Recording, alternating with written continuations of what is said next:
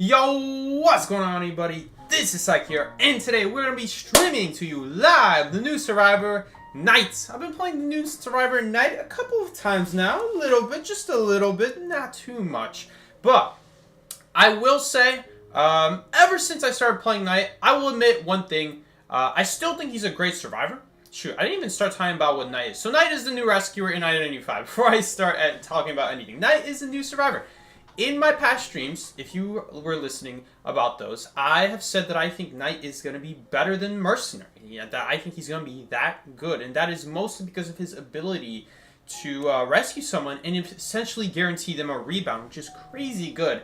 Crazy good value, because nowadays the main way hunters actually maintain their first kill is they just prevent rebounds after they knock them down the first time, because most chairs are far enough away where you can't just immediately drop a pallet and you'll be in a safe area, unless you're like in graveyard chair or like somewhere near the back gate of church. Like those areas typically have a rocket chair right next to a really good pallet, so you'll survive there, but most times that's not the case.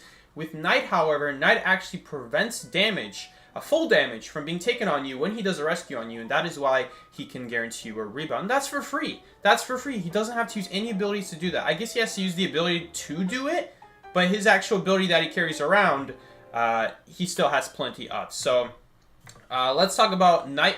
What is Knight? Knight is a rescuer. He just came out in the game, and basically he's all about predicting the hunter. Now, he's not as good as I thought. I will admit, I was thinking he's going to be way better than I thought. And that is because Knight's whole gimmick is that you're either guessing the hunter will use their ability, or you're guessing that the hunter will use their basic swing. Now, what I thought is that if you just, all you had to do is predict the hunter's ability every single time, and even if they swing, they still can't use their ability for the next 8 seconds. That's how long the ability lasts for when you use it, for 8 seconds. So I thought even if they just keep swinging, well, because your prediction included an ability, it's just will prevent them from using their ability for the next 8 seconds. So I thought it was going to be like an acrobat bomb that is just always active, right? Even if they swing, it's still active, okay? It's still preventing abilities. That's what I thought was going to happen. But no, as Knight, when the hunter swings, the prediction runs out, and then you can use your ability. So all you have to do to cancel the ability prediction is to just swing. Alright, and then you can use your ability again. However, there's another thing that I forgot about, which does make him better than I thought, is that you don't have to guess correctly the first time you use the prediction. Let's say you guess wrong.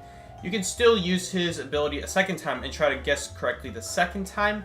And you could make for some pretty good combos. You can make for combos where like hunters like Geisha, who use their ability to catch up to you, instead of trying to predict their ability, you just wait for them to use their ability, and then you just make it so that they can't swing, because it's the only thing they have left to do. If their ability is on cooldown, they can't use their ability to bait out the attack. So just like what I said earlier about the ability prediction, how you can just swing to cancel his ability prediction, if you predict that they're going to attack, they could just use their ability, and then they can swing at you, because it's going to get rid of the attack thing. But with hunters like Geisha, with hunters like Blood Queen, if you first wait for them to use their ability and then you predict that they're going to swing, it's the only thing that they can do after you use their ability.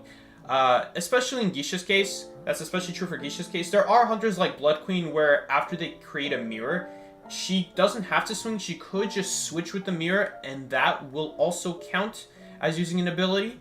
So then it would actually get rid of the attack prediction. But that's why you predict the attack twice, so that even after they switch the first time, if they try to attack the second time, that will get blocked. They don't have any more abilities after that. And it's going to make a lot more sense after we start playing these games. Maybe it would make more sense if I played as Hunter and we went against a Knight. Admittedly, that would probably help a lot more. But basically, the long story short is, as a Hunter, if you use any ability, when he predicts that you use an ability, any ability, right? You cannot hold it. Holding it will not get rid of his ability prediction. Literally, you have to use your ability to see if that's what he predicted. You cannot just hold it. So, you have to physically use an ability. Now, hunters like Nightwatch will make this a little bit more difficult, because when you predict that they're going to swing, and you predict that they're going to swing 2 times in a row, it's not as easy as just being like, oh, okay, he can use his ability, but then he's going to have to swing it the second time. Because hunters like Nightwatch, they can actually repeatedly use their ability, so they can keep getting rid of the attack prediction 2 times in a row. And again, it'll make more sense once we get into the game. But long story short is basically, if he predicts that you're going to attack, then as a hunter, the way you counter that is you use your ability, okay? Because then when you use your ability, then it will let you attack. So, to counter their counter, we are going to wait for hunters like Gisha, like Blood Queen, to first use their ability. So that way, the only thing that they can do is swing. And then we predict that they're going to swing. So, I've thought about some hunters, okay? I haven't thought about every hunter. Every single hunter, in every single different situation, in every single kiting area, Hunter Midas Spawn 2 story is going to be a little bit different. And this is probably going to make him the most difficult rescuer in the game to play. I would say it would make him more difficult than forward, because forward, you could always just press your attack, your football ability, and you'll always be fine. But with him, if you guess incorrectly, you could still be taking hits. Unnecessary hits. Slow pallet breaking. Ooh, this guy's in trouble. Which means we can actually take advantage of some worse kiting areas because he has slow pallet breaking. So that's going to be really nice here. Yeah, look at that value. He's going to go around here, but we're going to have plenty of time to react to that.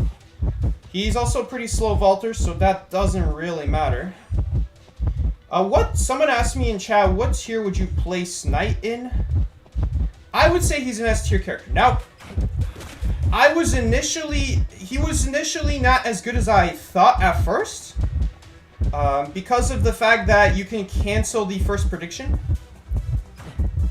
Hold up.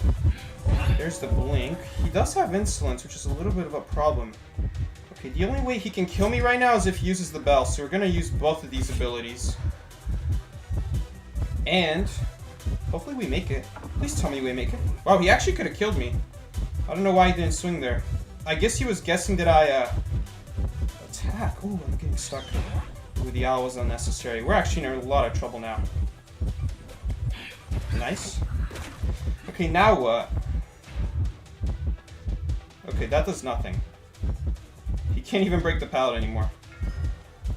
Ooh, we almost dodged the bell. That's okay. We don't need to dodge the bell. We can still live. Gotta be careful here. Yep, nice. Now we can transition. Perfect. He's probably going to use his umbrella here. Oh, he might actually use his ability.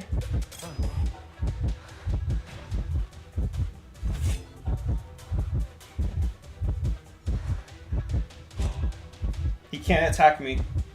Oh wait, no, he can. He can now! Oh shoot, I actually messed that up. He actually could have terror shocked me. I forgot that if we use a window, he can still kill me. Let's use this again. Yeah. And now we're going to use this. This is not going to matter. This is just so I get a speed boost. Because when you predict correctly, you get a speed boost. Gotta drop both of these.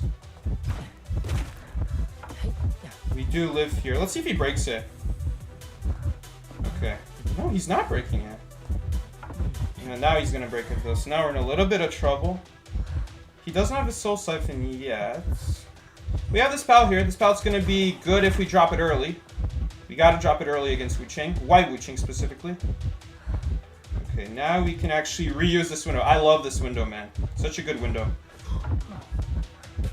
Okay, he just used a prediction right there, but I don't even need it. If you guys heard that. Oh, we actually have to vault this because he has soul siphon. He's probably going to predict that I'm going to... Nice! Nice, we made it look like we were going to run around the corner, so he didn't want to attack. Because he thought we would run around the corner. Let's see if we can bait him. We can bait him. Oh! He attacked so slowly that he didn't expect that. Nice. We're really taking advantage of his slow speed here. The slow attack speed really hurts Wu-Chang. Okay, we might be in some trouble here because he actually has an umbrella up. Uh-oh. Oh, that's really bad. Ugh. Ugh. The slowness. Yeah, we're gonna die here. Unless he predicts an attack. Could you predict an attack? Nice, we should live here.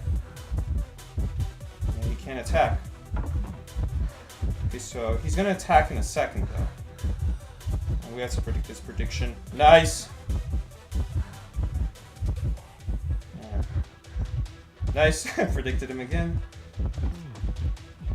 We're in trouble here, though. We don't really have a shot. The walls here on the side are helping us. I wonder if he has Hunt. I feel like he's a little bit faster than usual. Oh, we have a speed boost? Oh no, I wish I could have used it to get out of here. I really need to get out of here. I'm just stuck here, man. Oh, yes. He dropped an umbrella for no reason. I mean, we have a window boost that I can't use. No, okay, well, actually that's fine. Wait, he has Soul Siphon now. No, we're still in trouble. Okay, nice. we're still in so much trouble. He can't swing me because he's behind the corner. Oh, he actually... you know, I feel like if he did it earlier... No, but it's not generous enough. Okay. He can Soul Siphon me, though. Ugh! Oh, I forgot we had that pallet. We actually could have used that pallet. Okay. So, that's the basic premise of Knight. The whole idea of Knight is when they're not close to you, you could just prevent their abilities because they can't basic swing you.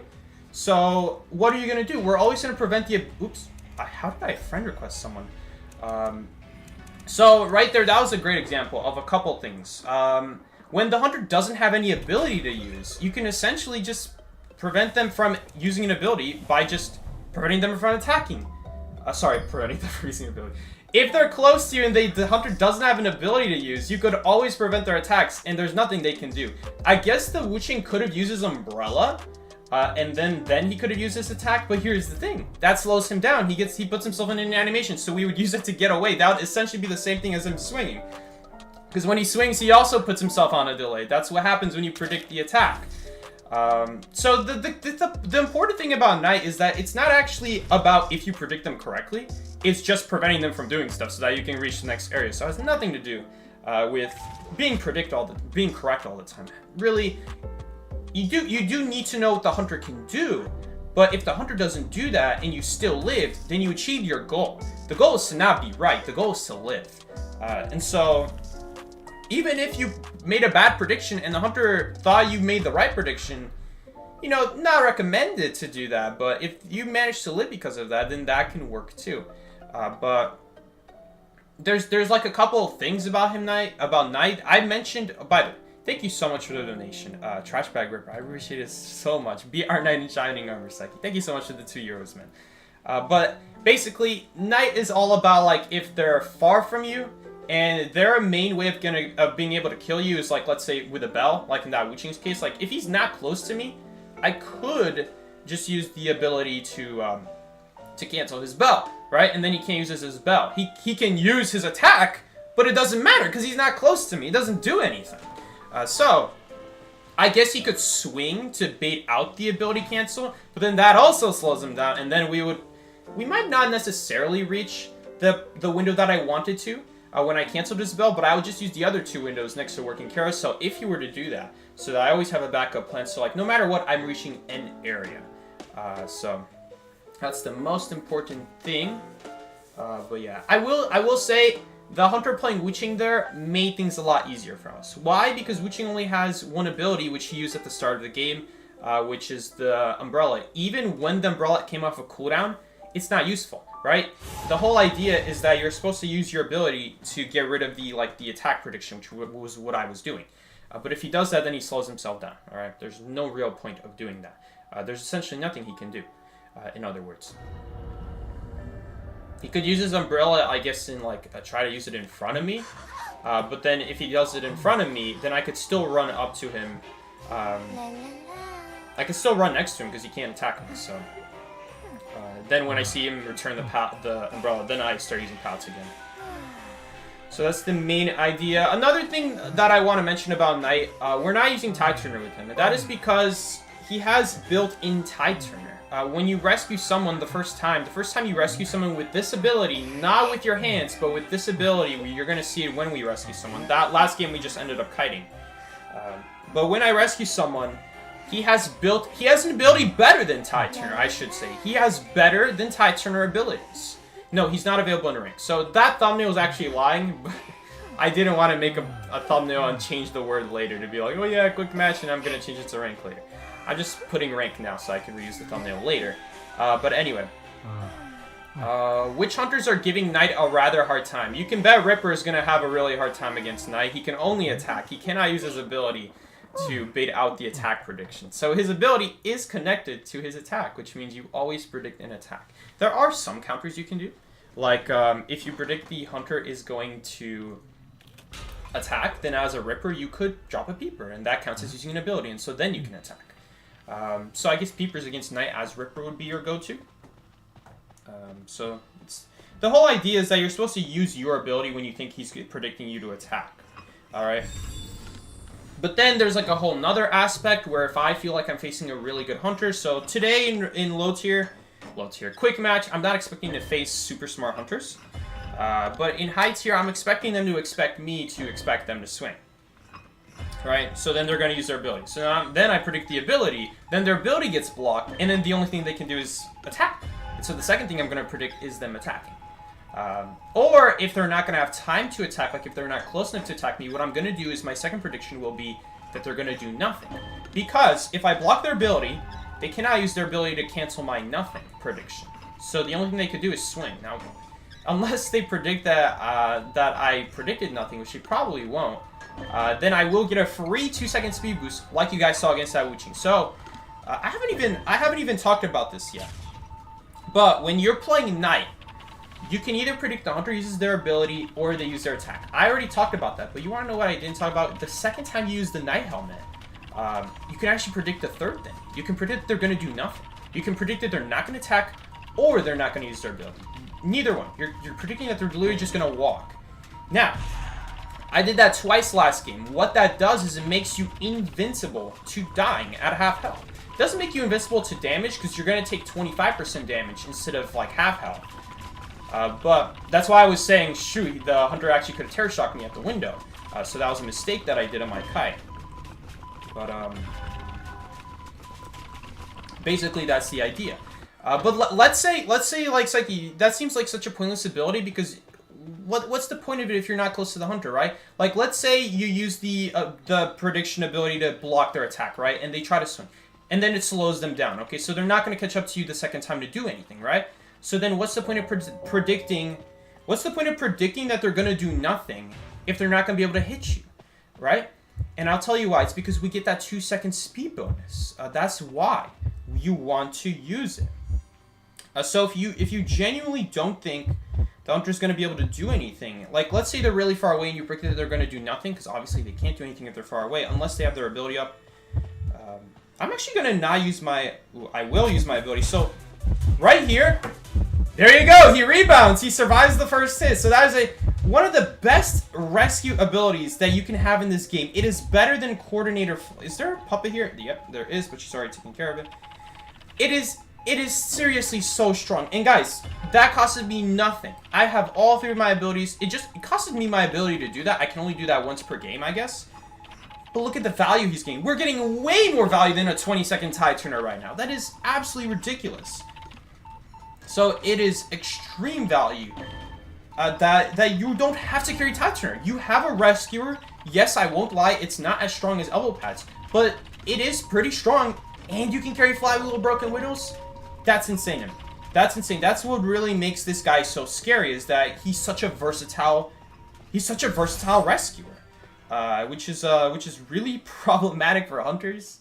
But hey, I'm a survivor, so I don't really care. Yeah, I hate Peepers as Ripper too. Peepers are not a good trade, but if you're going against a Knight and you plan on chasing him, if you don't carry some... Ooh, we already have the ciphers. If you do not carry some ability so that you can cancel the attack prediction, then every single time you try to attack as Ripper, you're going to get your attack blocked. And there's nothing you can do to like be like, okay, well, if I use an ability, then it will let me attack. You don't have any abilities to use as a Ripper, so Ripper is unfortunately very weak against Knight. You can still wait it out, don't get me wrong, and that's still pretty good. You can still wait it out. But, that being said, you still waste a lot of time. 8 seconds is a lot of time to just sit there and wait for the ability to run out. What if they get a window boost during that time? Then you're going to have to wait even longer because you're just going to have to walk after them. So there's a lot of issues with the Ripper, but that's no surprise. You could also say the same thing for Geisha, for Wu Chang, which we just went against. After they use their ability, they got nothing. They can only attack. So that is the real struggle of these kinds of hunters, and that's why Knight is such a...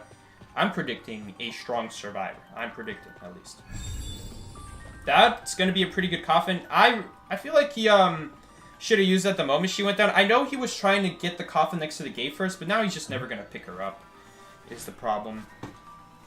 So look at that. The Embalmer has a quarter health. You guys are probably wondering, how the hell does Embalmer have a quarter health against a Hell Ember? Knight's ability does that. And that ability lasts for 8 seconds. Okay, you know what? Never mind. I'm wrong. The Embalmer made the right play here, because if he doesn't pick up the Perfumer, then she picks herself up, then he uses the coffin. So never mind. Embalmer did the correct play here. I was the wrong one. We could also try predicting the attack if the Hunter teleports here.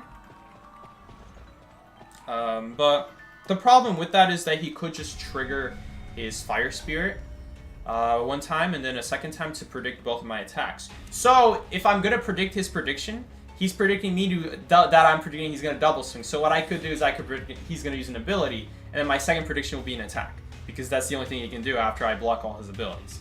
So that's like the real mind games here, but I'm not sure if we're facing that level of hunters yet to like be like, okay, I just teleport on the gate and Knight put an ability on me. If it's an attack ability, then I want to use my Fire Spirit so that it will let me attack afterwards, after I finish using it. You're purely using it just so that you're able to attack and kill someone. That's really the level of mind games you're playing with the Hunter. But here's the thing. If you predicted incorrectly and he's actually guessing that you use your ability first, then what happens is you get an Acrobat debuff on you. Like, just like Acrobat, when you step in a Firebomb, you cannot use your abilities. That's what happens for 6 seconds when you incorrectly predict that that the Knight's going to predict your attack unless you use your ability, and Knight actually predicted you using your ability. So now your abilities are blocked. Okay, so now what? Knight can predict the second time, and that prediction is going to be the attack prediction. You're screwed. There's nothing you're going to be able to do after that, because he blocked your abilities. The only thing you can do now is attack. And if you use your ability to predict that he's going to attack, and he predicted that you use your ability, then you can't use your ability anymore. You can only attack. If the second prediction is the attack, you're screwed. You cannot swing for 2 seconds, which is very good, very good. So at a certain level, is Knight worth buying? Yes, absolutely. He's at least A tier. At least A tier. I think he's an S tier survivor, though. Seki yaps so much, you should totally make a podcast. Do you think having a Knight plus a separate person rescue with Tide would be a good combo? Absolutely. Absolutely. Back in the day, Luca, before, back in my day, before the devs made it so that pallet boost was both with broken windows combined together. Hold up, I gotta get rid of these. We are playing, I hope, I might have clicked on rank. No, we were playing quick match. It's just taking longer. So back then the meta was double rescuer, Luca. And that is because back then, this ability used to be pallet boost. So every rescuer had pallet boost. So like Gravekeeper was able to have pallet boost because they weren't combined with broken windows. The devs actually nerfed that. They moved them together. So kiters, this makes no difference. But for rescuers, they can no longer have Tide Turner and pallet boost. But Knight is going to be the one rescuer, besides maybe Coordinator, to be able to carry a kite build, aka broken windows, while still being able to essentially have an ability better than Tide Turner built in, which is extremely good. So yes, absolutely have Knight with a second rescue, because now what's going to happen is you're going to be able to have 2 Tide Turners, essentially, which is the old meta. The old meta, what made it so strong, is that the rescuers were good kiters, too. The rescuers were very good at kiting, because not only did they have very strong kiting abilities, they just had an extra pallet boost so that they could save their kiting abilities. So, like, let's say you drop a pallet and you ignore it, and they vault it, they can now save their ability because they have pallet boost built in. Which is insanely good, because then it just makes their kite infinitely long, because they're essentially a kiter. Like, the broken windows is only half the battle. The pallet boost was the other half of the battle, and that was a lot of pain back in the day for hunters, trying to catch a Gravekeeper with pallet boost on him, even though he has Tide Turner, which is absolutely ridiculous. So they did nerf that, and they did put it together, and it's a huge nerf, because now if you play, you can't just safely play Perfumer with Tide Turner, because you have no pallet boost anymore. Before, you could genuinely just play stuff like Coordinator and Perfumer super safely, because if you have Tide Turner with them, easy, you have your pallet boost. Now, you don't have the window boost, which is very good in places like Church and Shed of Church and like Arms Factory and Hospital and basically anywhere where there's a window. It is extremely good, and the window boost is usually better than the pallet boost because it's faster to vault, You don't have to drop a pallet and come back to kiting towards you. You don't have to pre-drop a pallet either, so maybe your plan is to like pre-drop it. You may not necessarily have a chance to use it because what if Thunder comes from the other direction of the pallet? Well, then you're not going to vault it either. Windows are so nice because most times you are able to vault the window without Thunder easily being able to go around, and if they do go around, then that's why you have that window boost. That window boost saves you, so it is extremely good. Just besides vaulting it faster than a pallet, it's just a very strong ability, and there's lots of windows in the game, so. But you don't necessarily need broken windows. Pallet boost alone was good enough as well, but ever since they nerfed that, it's been a lot weaker. Man, we are playing Survivor, right? Really, we don't get any more matches anymore?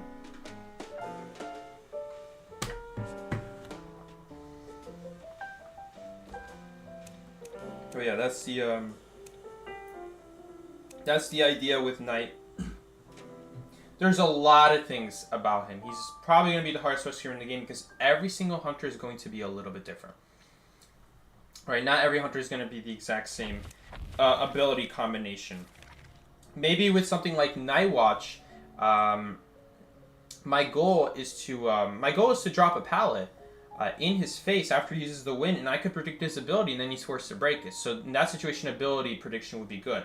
Or I could do something else where I let him jump over, and then I predict his ability, which is, I guess is essentially the same thing as Geisha. But what if he has multiple stacks of a wind? Then that wouldn't be as good, so then you would want to predict the ability. Okay, so it really depends on the situation. It depends how many stacks of wind charge he has. So if he has 3 charges of wind, and you predict he's going to attack twice, he's going to use just 2 charges, and then he's going to be able to swing at you, because he baited both the attacks with an ability. Now, it was expensive, but he does have other wind abilities to get it back, so it's fine for him. But if you know the Night Watch is like barely getting wins, like after he uses a wind ability, he just gets 1 wind charge, and he only has the 1 wind charge, and you drop a pallet, so he has to use it, and you know he has no other abilities after that, then you just use the swing prediction, and you never have to predict their ability. Why? Because there's no point in doing it. You always know that they're going to have to swing at you because they have no other abilities to use. So it really depends on the situation. As opposed to something like Geisha, I'm always just waiting for her to use a dash. As soon as I see her use a dash, I'm predicting she's going to swing. Why? Because she cannot do anything else. It's not like Night Watch where she can stack multiple abilities. Oh, you know what? I guess she can drop butterflies. Ooh, I didn't think about that. You see, like, stuff like that. I just thought of something that I didn't think of before. Like, I have to think about that now. Maybe I do want to predict their ability. Maybe they will predict me doing that. So maybe I should actually think about that. So, I mean, we'll see. We'll see. It's definitely not going to be as easy as I thought, though. Is Knight in rank? No, he's not in rank. I just put the thumbnail like that. Because because you cannot play Knight in rank. So you'll play him in a couple of days in rank. But I was supposed to do a Mad Eye stream today, and I just didn't feel like it. I'm not in the mood to do a Mad Eye stream because I'm not just gonna play Mad Eyes. I also want to do dress up as Mad Eyes and do a cosplay and do a thumbnail, just like with the Doctor and the Cowboy stream. And I think we did one other like cosplay stream. I don't even remember. So I wanted to do something like that, but I'm not in the mood. I'm super tired today. So besides just extremely difficult playing Mad Eyes, you gotta be able to use your brain. Is Knight the best rescuer? I think so.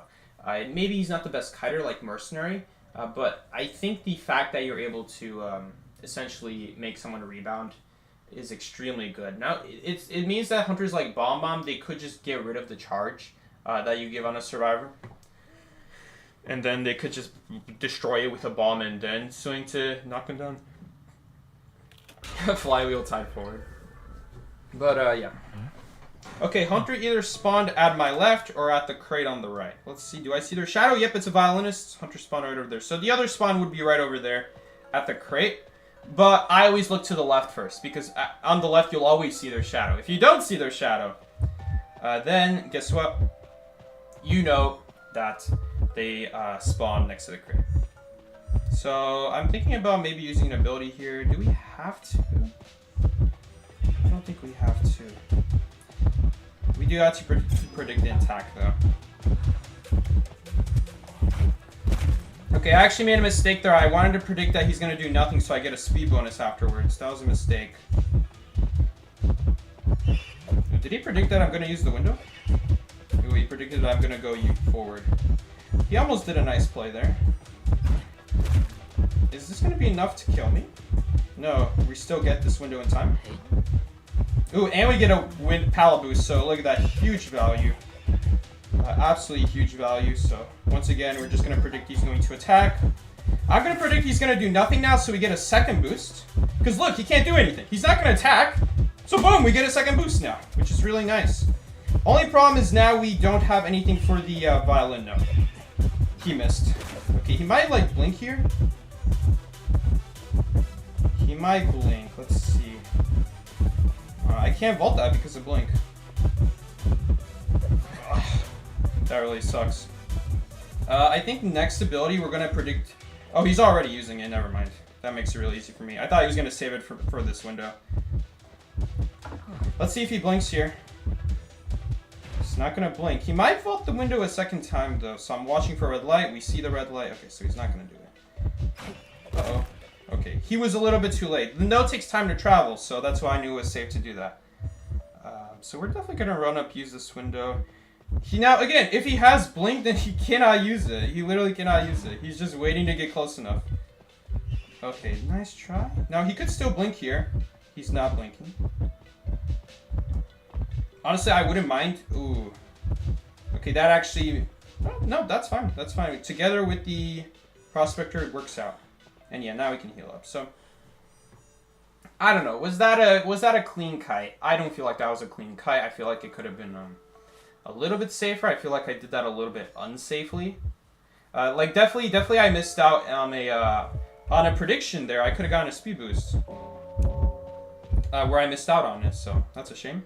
But it's okay. It's okay. That was still a pretty good kite. And we still have an ability left, so that's really good. I mean, 3 helmets is a lot. I think it's ridiculous that a character like Fire Investigator only has 2 balls, and then Knight has 3 abilities. And on top of that, he gets essentially 6 abilities, because he can predict stuff an extra time every single time he uses 1 ability. So, I don't know, man. I feel like Fire Investigator should have 3 balls, looking at a character like Knight, but whatever. It is what it is.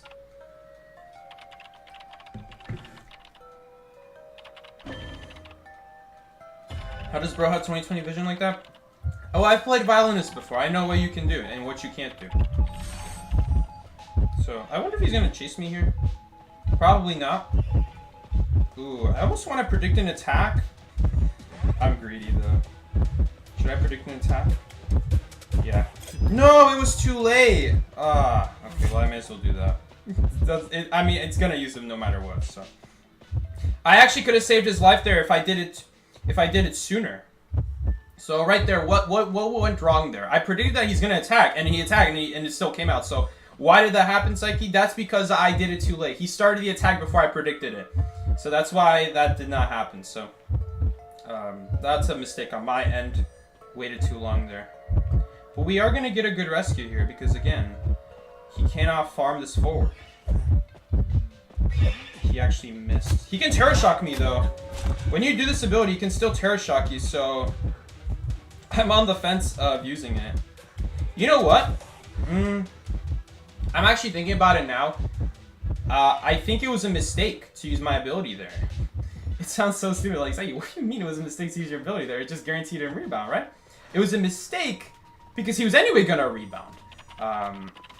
The forward, because I got rid of the note and he basic swung me, it means that the forward always makes the window now. So it's pointless to give him the ability to survive a hit when he's not gonna get hit. He will reach the window in time, so that's why that was a bad ability. So I should have used it in a situation where I do think the forward is going to take a hit. Right there, the forward, assuming that the forward has chair speed boost, which Spicy probably does. Spicy is probably smart enough to run that ability. It's such a good ability to just have a speed up after being rescued off of chair. It means that he always makes the window with the recovery time that I gave him. I'm such a fast rescuer that after I rescue a survivor, they have so much time to just run away because I do not wait at all after an attack happens. After the survivor gets hit, I'm immediately rescuing. I do not wait at all. We're gonna pop here. Okay. That's not in the pallet though. We have 2 survivors together stuck in the same area, and Calvi just got hit there. Cyber was prime. Maybe I didn't ping Cyber was prime, but I don't understand why they huddled up there.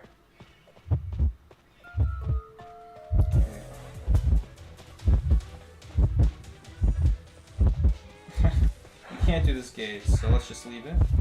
He could have used the pallet there. He didn't need to use the Magna. And on top of that, he died anyway. Anyway, I'm not gonna go deal with that. I don't know why Cowboy is trying to deal with that. Why do we have someone doing the chest over there? I mean, it's not a rank match, so they're not necessarily gonna go for a win, but this is a really bad idea what they're doing. You should not do this in rank.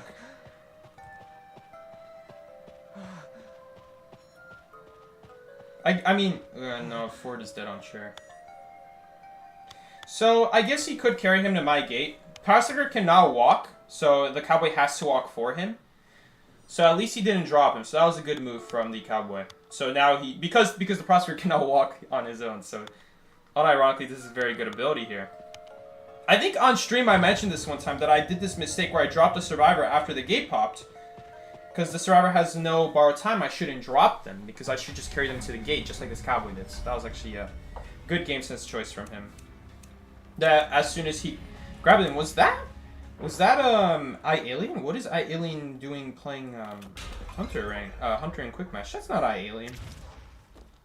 That wasn't iAlien. I don't think that was iAlien.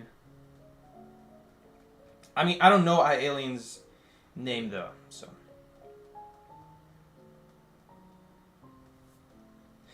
I don't know if I'm friends with iAlien. Maybe he's gonna be my friend. If he's friends with me, this is probably iAlien. Really.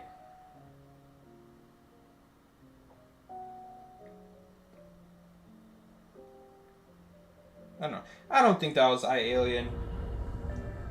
I don't think iAlien would do such weird notes. Like there was one time where I'm not gonna say iAlien, but where this hunter dropped a note in the wrong spot. Where all they had to do was drop it past the wall and have it between me and him. Instead, he dropped the note in a way where I could kind of like circle around it. So, don't think that was iAlien unless he's super rusty. And I'm pretty sure he's higher ranked than this, right? I don't think iAlien would have a 64% win rate, and he's definitely higher level than level 69. Nice though, level 69.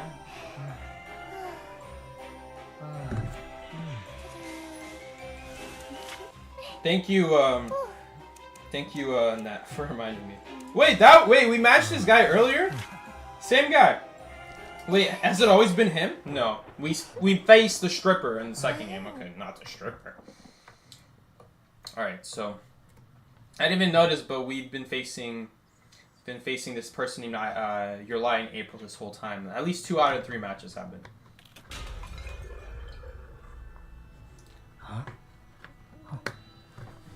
Yeah, his name has a capital. Like, every letter should have a capital. That's what I remember, at least. I mean, I don't know. Maybe I'm tripping. Maybe that's how I would name it. Okay, Hunter spawned at Graveyard or Church. I don't know for sure. Based off of my spawn, it's probably... What's it called? It's probably, a Graveyard spawn. Okay, this should be another easy match here. This should be another easy match. If the knight chases me, and she returns her harpoon, all I have to do is predict an attack, and there's nothing she can do. Is there anything she can do if she returns her harpoon? She could try to use a trade, I guess, but that's why we're gonna predict the no swinging 2 times in a row. There's actually, man, Nai is actually a hard counter to Nai, because let's say she is using her dash, and I can predict she's gonna use her ability. If she tries to return her harpoon, the game won't let her. If she tries to dash, the game won't let her. And I don't have to worry about the swing because you cannot swing when you threw your harpoon. So Naya is actually going to be an absolute hard counter to Naya, which is hilarious here. She's going to throw her harpoon away, and then I can always predict that she's going to use her ability. If she grabs her harpoon back, then I can always predict that she's going to just attack. And so I don't think there's anything she's going to be able to do unless she does something funny with like a trade here. Trades do count as using an ability, by the way. Using those, they do count. If you try to blink, the game will prevent you from them blinking for the next 6 seconds, by the way. Okay, so she's going to go after me here. Let's see what she does. We can actually see her, so that's nice. I don't want to get cut off by this harpoon. I'm still going to try to not take water damage here. Well, unfortunately, we took 32 there. It's okay. She's so far away that we should be able to just outwalk it. Yeah, and by the time she gets her next harpoon, and we're gonna like just run out of water here that she gained. We're gonna do this again. Yeah, you have to drag the ability. Don't try to tap the ability. Tapping does not work. You have to drag the ability. And after you use the ability one time, make sure you drag it again within the next 4 seconds. Otherwise, you'll miss out on using your second ability for free. So make sure you do that. Don't forget about that. Even if you don't think the hunter is going to use their ability or attack in the next 8 seconds, still use it. Predicted they're going to do nothing, so that you get a speed boost out of that. I think that's still good. Hold up, free rescue. Nice. I'm going to use it just in case she turns around, but I don't know. This hunter was very blind there. Yo, it actually mattered. Okay. I mean, it forced a blink. That's still really good. That's insanely good. Otherwise, he would have died without a blink. We have 0 decode going on, though. I feel like we had 3 people cutting in the same place. I don't know what happened there. So, sorry. Someone asked in chat, do you think Knight is ban-worthy? Maybe. But, you know, the honest truth with something like a character like Knight is banning Knight is like banning Mercenary. Like, Mercenary, if you're going to ban Mercenary, you're not banning Mercenary for the rescue. Because any rescuer can do that. Look at that. This is insane. I don't want to... Oh, we're going to rescue him now. Look at that.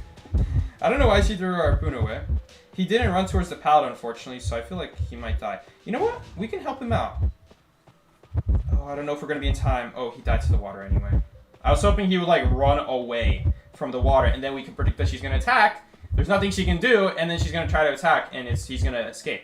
So, that's something I didn't talk about at all. Knight is the only rescuer whose rescue abilities, besides corner, I guess, and forward, which, I don't know, those are obvious. Those are obviously meant to stun the hunter, so I don't know if those really count. Was it worth healing him? We don't have anyone decoding. I don't even think he's going to be healed enough. Is she really going for that? Oh, he actually went for that. He actually made it on top of that. Do I have to help him now? Oh my god. Okay, well, I'm just going to say we don't need to help him. Is it worth the Terror Shock to get him picked up? It actually probably was, because now she can pick herself up. Batter will pick herself up. Maybe I should have healed that Prospector there. You know, I didn't think about it. Okay, well, it's up to the batter here now to do one more good ball here, and he does get it, but it's not enough. Oh no, he body blocked. I wish I could go support and like cancel her attack, but I can't do that. Someone has to do the Cypher. And he's dead. Rescue them? My man, he's dead. He's dead on chair. Cypher's not primed. It was a good try, I guess. But... Okay, we're gonna pop now. The reason I don't pop right away is because some hunters will immediately swing on someone knocked down next to them, and then they're just immediately gonna go down after we pop. So that's why I don't do that. I always wait for the hunter to like walk away.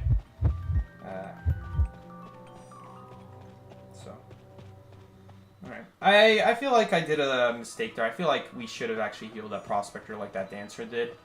And then, I don't know though. I don't know. Because she had to take a whole Terror Shock to do that.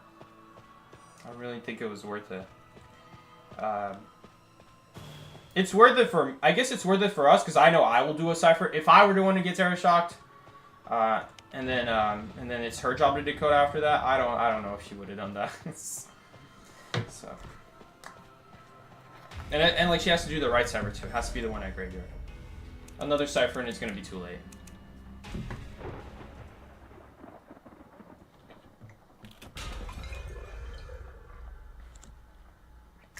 You know, Well Lantern, that actually exists in the game already. It's in Terra. You can use your elbow pad twice in a row after using it one time.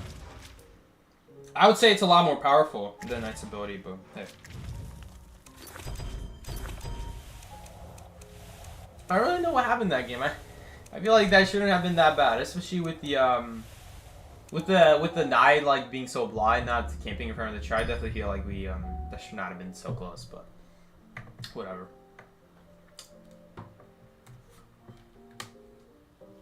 Didn't get to show off any like support while someone else is kiting, which I've done that before already, and it's really good. It's really good value, especially if the hunter like used their ability and the survivor dodged it. Well, then now the only thing the hunter can do is swing. So then you can just predict they're gonna swing, and there's nothing they can do. Maybe they'll use a trait, like they'll use their blink to try to swing afterwards, so that they could like bait out an ability use. Again, you have to use the blink. You can't hold it. You have to use it if you want to cancel out the attack prediction. But that's why you're able to predict the attack twice, because then even if they do that, the second attack will get blocked. So your lips look so pink. It's an odd observation. I guess they are. Yeah, you do get Terror Shock using Knight's Rescue ability. Someone told me about that, and then I tried it out yesterday in a quick match with myself. I had my ult account in a match with me and put a bot on a chair, and when I tried rescuing by crouching down, it did Terror Shock me. So you gotta be careful of that. Time to ban the Nightmare Man. It's actually not as easy to use the ability against Nightmare, because Nightmare is odd, because if you try to predict they're going to attack, they could just cancel their ability, and that counts as using the ability. How long is his rescue ability, though? Faster than usual? No, it's exactly the same. It's 0.6 seconds. The only thing is that when you use the long-range ability to rescue someone, you will notice that after you finish the rescue bar, it takes like an extra like 0.2 seconds for the survivor to actually get off of chair. Like they do not start the animation to get off of chair until the full bar fills up, which is different from rescuing with your hands, because when you rescue with your hands, the survivor's getting out of the chair as the bar is filling up, so that by the time the bar fully fills up, they're already off of chair and they're able to run.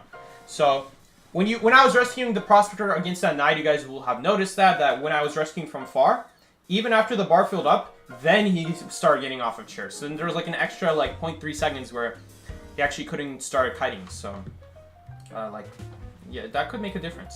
So keep that in mind. Seki's hair is reaching the length where gravity starts affecting it. Yeah, you're right. I was also sleeping under a blanket today, so the hair is not pointing up.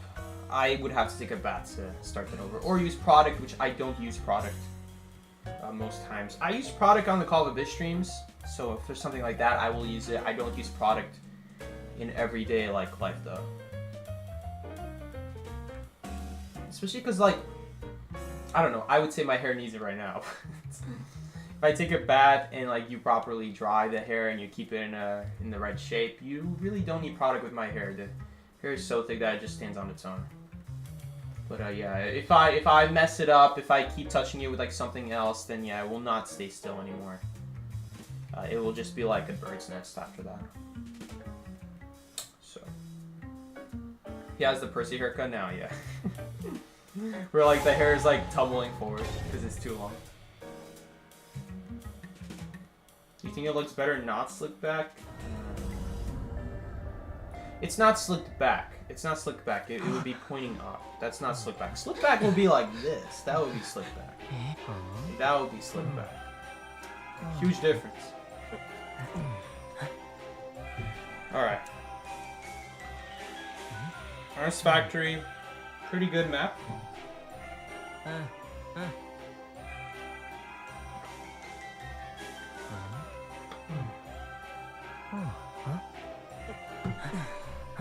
You hate short hair? I also hate short hair. You mean not pointing up? I like it when it's pointing up though. Why are you drinking out of a whole container of juice? Because I don't feel like washing the glass later. And also, no one else is drinking the orange. I guess my brother would drink the orange juice if I put it upstairs, but it's sitting in the basement, so he's not going to come down for it.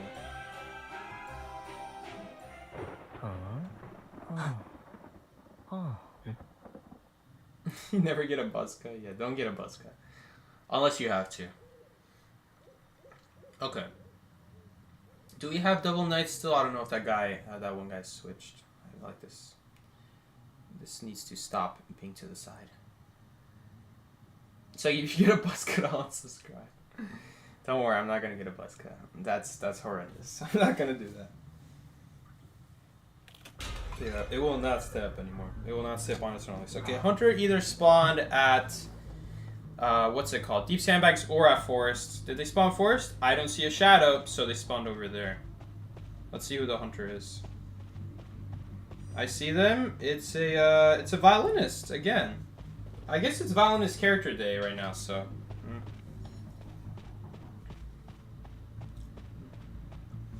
To figure out the hunter spawn location, in a situation like that where it's a 50-50, I look in that place where I can see the hunter's shadow immediately. Okay, so this guy is probably not going to be a dumb hunter. Okay, never mind.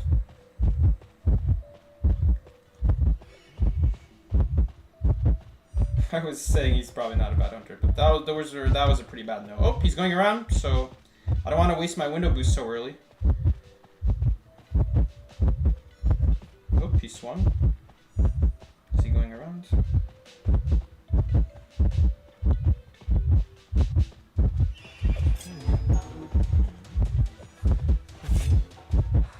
He's gonna do nothing here, and we're gonna get a free speed bonus. Watch this. Look at that. We don't even need to take a hit here. With the speed bonus, we make it now. Look at that. Absolute value.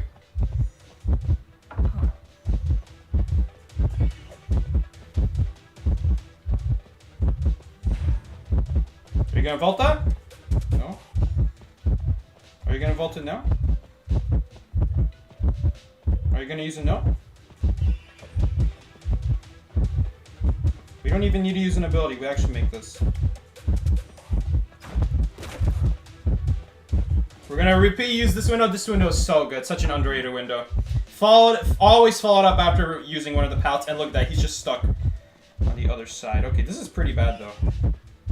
Oh! He's so busy trying to find my footsteps that he didn't see I went behind him. Nice. I was just gonna block his ability anyway though. So. I guess we could also predict the blink by blocking his ability, but I'm not going to worry about that. Oh man, this is such a good transition to Shed right now. Look at that. This is the only reason I ever use this window, so I can transition to Shed. And this is a beautiful transition. Whenever they like accidentally go in the wrong direction like that and they make a mistake, it's not a mistake. I shouldn't say it's a mistake. They're thinking that I'm gonna stay in that area, but then when they do that, I already know how to counter that. I take an amazing route to Shed, and then they have another guaranteed pallet to get rid of. So it took him that long just to get rid of 2 pallets. Just that long. Just for 2 pallets. The 2 pallets are so strong when you don't drop them. When you reuse the windows over and over and over, every single time you pass that pallet, they have to make a guess. Are you gonna stay there? Did they use their ability, or are you using a window? And even if they don't think you're there, it just makes it so much more awkward. Like they don't have vision on you. You went behind a wall. And there's always that mind games with the pallet. So the longer you can keep the pallet up, usually the better. Especially because you save it for when you really need it. Like, the windows do not give as much distance as a pallet animation will. A pallet break animation, I should say. Are we going to take it to the same area? I prefer not to take it to the same area. Because, again, there's only windows left there. And Violence is an extremely fast vaulter. I think the second fastest vaulter in the game next to... he might be the first fastest vaulter. I don't know who the first fastest vaulter would be, though. He's either the second or the first, but it's either like Hellember or Violinist or Clown or Gamekeeper. I'm pretty sure Hellember is a little bit faster than Violinist. But yeah, we're fine right now. I can pressure the Cypher.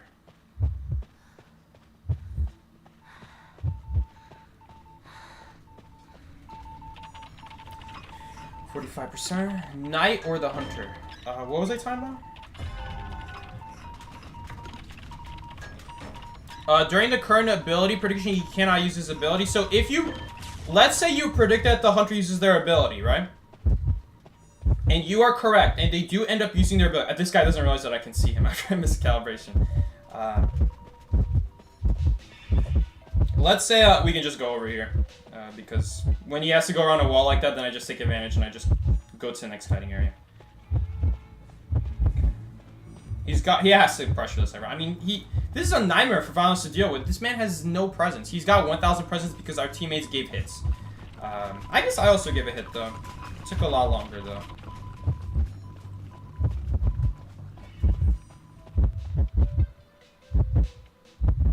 You took a hit. You took a hit because because he got you with his ability. I took a hit because I took a blink hit. We are not the same person. Although she also took a blink hit just now. Oh, it's actually primed. Usually they are lying about that. Well, it's not really primed. It was more like 98. Focus on the coding. Whatever you say.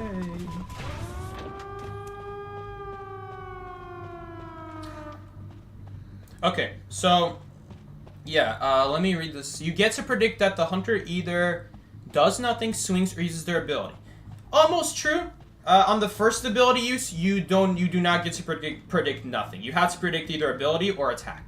The second ability use is when you're able to predict nothing. So let's say you correctly predicted the first time, right? And you get a speed boost. Well, then now the hunter is going to be far away from you because you got that speed boost. So then what you do is you predict nothing, and then you get a second speed boost. So it's like a domino effect, all right? When you predict correctly the first time, then all you have to do now. That's why I wait a little bit before I use the second ability, because I want to see like if they immediately get predicted. If they immediately get predicted, then they're immediately going to get blocked. They're immediately going to get slowed down or ability blocked. If their ability gets blocked, then they're also not going to hit me, all right? There's no way you're going to be able to hit me if your ability is blocked. So basically, it's out of the question, right? So then I know there's nothing you can do. That's why I select nothing. And even though I'm not going to take a hit, so in terms of the health, say when I was reading this for the first time, it says right here, stalemate. When the knight successfully predicts that the hunter will not use an attack or ability during the second stage, the knight will strengthen his resolved. That's just filler. The knight will reduce his fear generated by the next instant of damage in the next 4 seconds. So then it might seem kind of dumb. Like, in what world would you take a hit in the next 4 seconds, right? If you predict the hunter's not going to do anything. If you predict the hunter's not going to do anything, you got the speed up. Why would you get hit in the next 4 seconds? And that's what I thought the first time. Like, that, it seems redundant, all right? Like, what's the point of being able to not take like, lethal damage? And the answer to that question is not that you're going to get hit. It's that you get the speed bonus. That's why you're doing it. That's why you're predicting nothing. Because it's not like you don't get anything out of it. You do still get the speed bonus. And the speed bonus is like a window bonus. Like a window speed up. Like, it's huge. It's very good. Like you saw right there when I predicted the violinist does nothing. He's going to use his ability here. Oh no, he has to attack. He could also, well now he tried attacking. So... not that he has to attack, but if he uses his... like, right there! That was a great example of, predicting attack, and he uses his ability. After he uses his ability, what can he do? He can still only use an attack. I guess he could have, used the violin ability, the ability to, send demon notes at you, so he could have done that, but at that point, we would have left. We would have been gone. So... you know what? That was actually a mistake on my end. I should have predicted ability because I didn't notice he had no detention anymore. If he had detention, then yes, the correct place to block the attack. Because that's what he's going to go for. But if he doesn't have detention, then if he attacks, then he's going to get put in a recovery. We're going to escape. So I should have predicted ability. That was a mistake on my end. Take notes, guys. Take notes.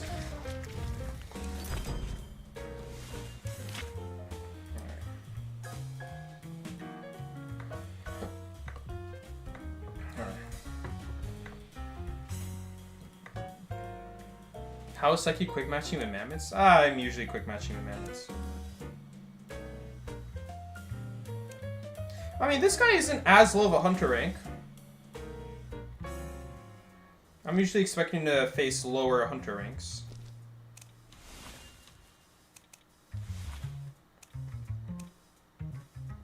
Usually we're facing like manticores and stuff, so. You know, not like very formidable opponents. Honestly, these are not like even the ogres are not that formidable.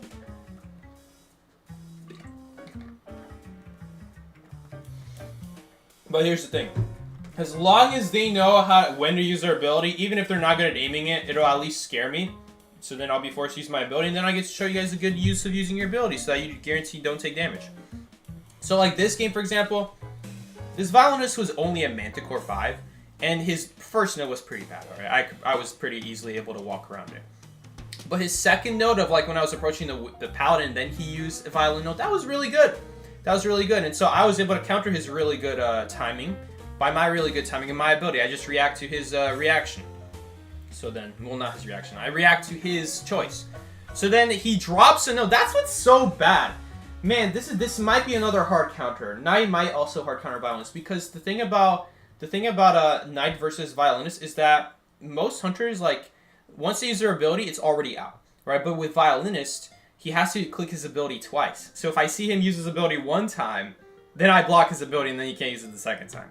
And so then that's what makes it so deadly. That's what makes Knight so deadly against Violinist. What would you say the best strat to countering Knight is? You definitely want to be playing. Why is Bro playing quick matches right now? Because Knight is not available in a ranked match. The best thing to do against Knight is that you have to predict his prediction, basically. So if you are out in the open and he makes a prediction, and there's nothing he can use, then it's most likely reasonable to assume that he probably predicted an attack, okay? So you can actually counter that. If you use your ability, that counts as predicting an attack, and then you can attack after you get rid of the prediction. So that's the key. So hunters like Nightwatch or Clerk who have multiple stackable abilities, they can do that. But here's the thing: if you're not close to the Knight, then the only thing you can do is use your ability. So then he's just going to predict you're going to use your ability. You can swing to get rid of it, I suppose. But then that's probably going to allow him to reach the pallet area and the window area. So it is very difficult to counter Knight, because even when you like counter ability predicts by swing, and when you counter attack predicts by using your ability, it really depends on the situation. I find that when the Knight predicts attack predictions, it's easier to counter, because then if you're playing someone like Nightwatch or Violinist and he predicted that you're going to attack, you can just use your ability. Alright, but what makes a good Knight very different from a great Knight? Good Knight! What makes him so much harder when the player is competent is when they're combining pallets and windows to force your ability. And then you just predict that they're going to use their ability. So what can you do? You have to attack. There's pallets. There's windows. You can't do that. So that's what makes it so strong. But again, with a character like Nightwatch, maybe you can deal with it a little bit better, because if you have multiple charges of wind, then he'll predict that you're going to use your ability. But after the effect runs out, he's on a cooldown. You still have your ability left over. You can still use it. It doesn't get put on a cooldown after the 6 seconds runs out, so you can use it afterwards. Never forgetting when Sprinter said Vile on the tier list of hunters is the bottom of his shoe, and I feel like he just keeps getting worse, bro. It's so bad and so. Yeah, Violinist has gone down a lot. He's essentially become the next Ripper. Honestly, I'd rather play and not always. Sometimes I do rather play Violinist than Ripper. Other times Ripper's better than Violinist. It's so hard to say. It's so awkward. He needs vision. The Demon Node effect runs out over time, which is absolutely ridiculous. It means that you have to use your 1000 presence to keep the debuff. And you can't just evenly spread on all survivors. When you use it to hit someone and they run away like a rescuer, they run away to like calm down and meditate to get rid of the Demon Notes, it's way faster. So then they can start survivors way faster. It's over twice as fast, something like that. So it's ridiculously bad now. The debuff sucks. I don't think the Violino is that bad, but what makes it bad is that you need vision on the survivor. And so any survivor that already has a lot of distance or will use their ability to get a lot of distance, or in Knight's case, just completely get rid of your ability, then you have nothing.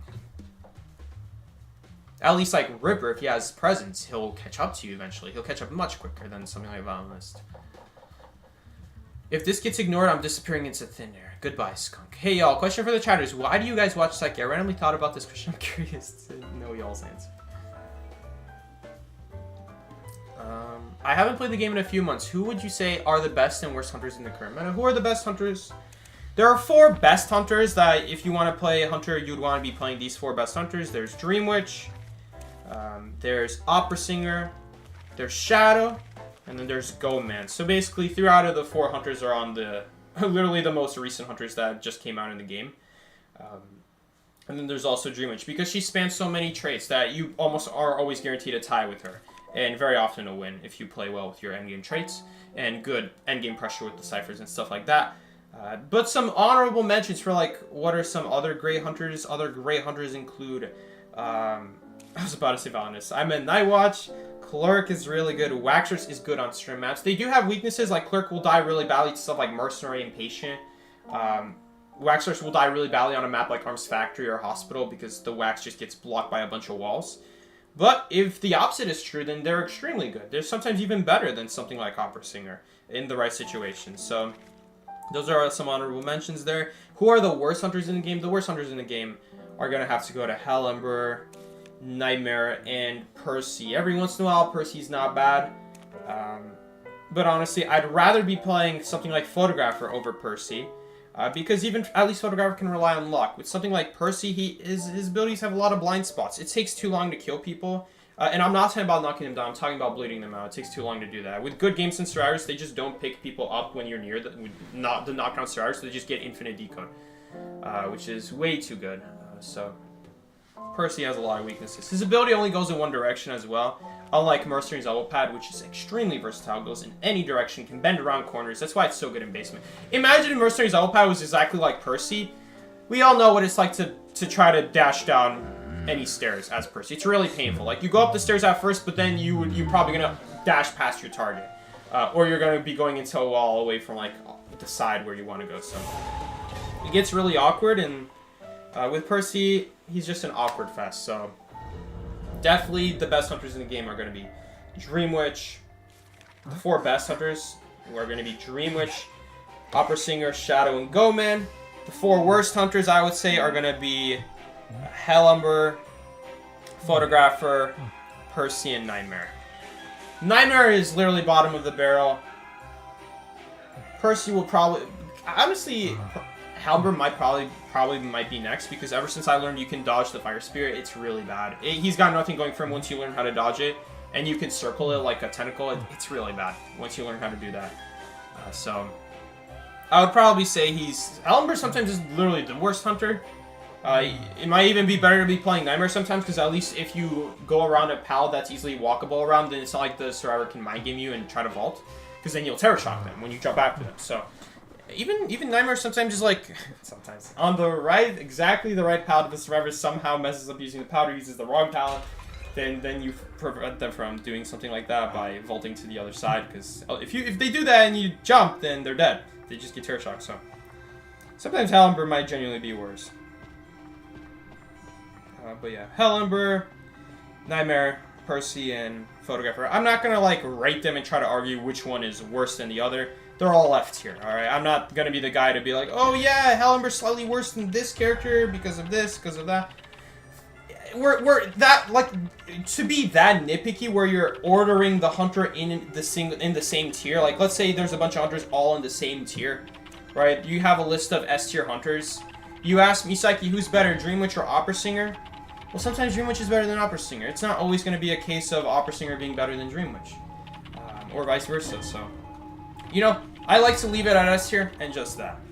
That they're at a level where it's extremely hard to counter and have a lot of versatility, but their versatility specifically, you know, changes on the situation. Just like with something like Photographer, you know, if you find 4 people in the camera world right away, then yeah, Photographer's gonna be better than something like Hell Ember. But here's the thing, if you find 4 people, and then you can never find another person to knock down after that, then yeah, in the situation it was good, but then it very quickly turned back into, okay, now Photographer is again worse than something like Hell Ember. Because now you literally, you got all that damage and they're all just able to either hide from you or heal up, and it's just not good. What is that guy rescuing with half health? I don't even know what's going on in this game. So a little bit of that's like a little bit of like not really like a rant, I should say, but how I feel about the people who are like ranking hunters in the tier. Like, oh yeah, here's the S tier's hunters, and yeah, Shadow is better than Opera Singer. Not necessarily. That's not necessarily true. So I feel like at that point we would get way too nitty gritty. To the point where it's not even always true. No, Shadow is not always true than Opera. I completely disagree. Sometimes Opera is better than Shadow. That's why I'm never the guy to be like, oh yeah. They're this one's better than the other one. No.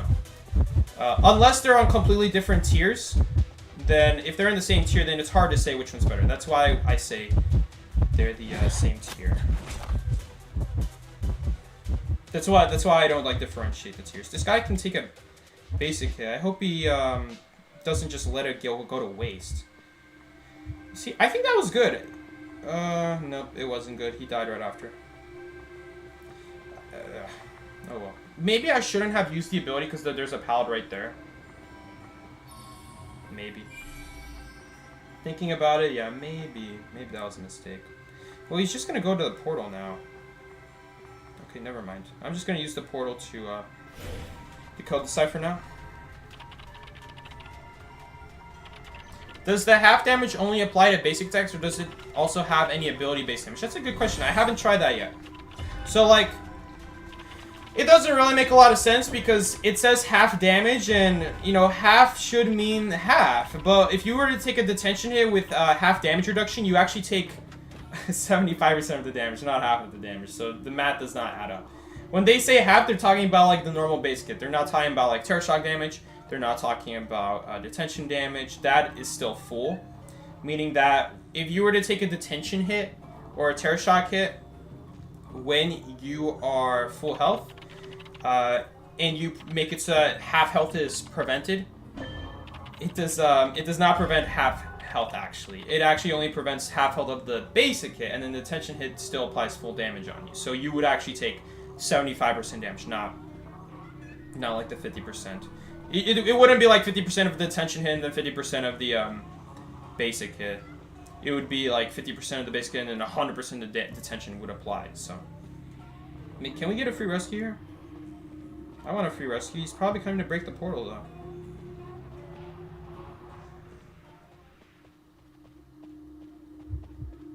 I haven't thought at all about how we're gonna kite full presence fool's gold with our abilities. How are we gonna do that? What should I do? Should I let him throw the pickaxe one time and then predict double attack so that if he returns the pickaxe, he still can't attack?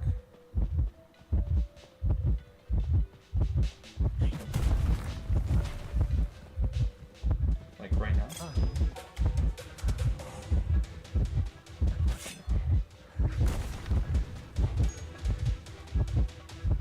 He has blink though, so we're screwed. Right here, he's gonna blink me.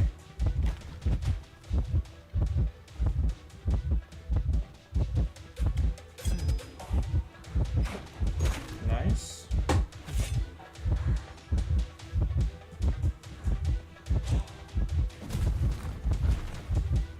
It's just gonna blink me here though. Nice! Can we vault this in time? No. I should have gone around. I thought we would vault it in time. I should have gone around. Or I should have used that pallet right there, because that would be a shorter distance to go around. Yeah, that was a mistake. I thought we would make it. That's why I did that. Ugh. So yeah, a lot of like predicting nothing there. And when I predict nothing, it's because I know they're not close enough. It's because they just used their ability and they're not close enough to do a basic hit. So then I predict nothing so that we get a free 50% speed bonus for 2 seconds at the very least. Which is very good there. I mean, you saw how much value was getting there. That we were literally far away from Pal and then we just get so much free distance because of the fact that we predicted nothing.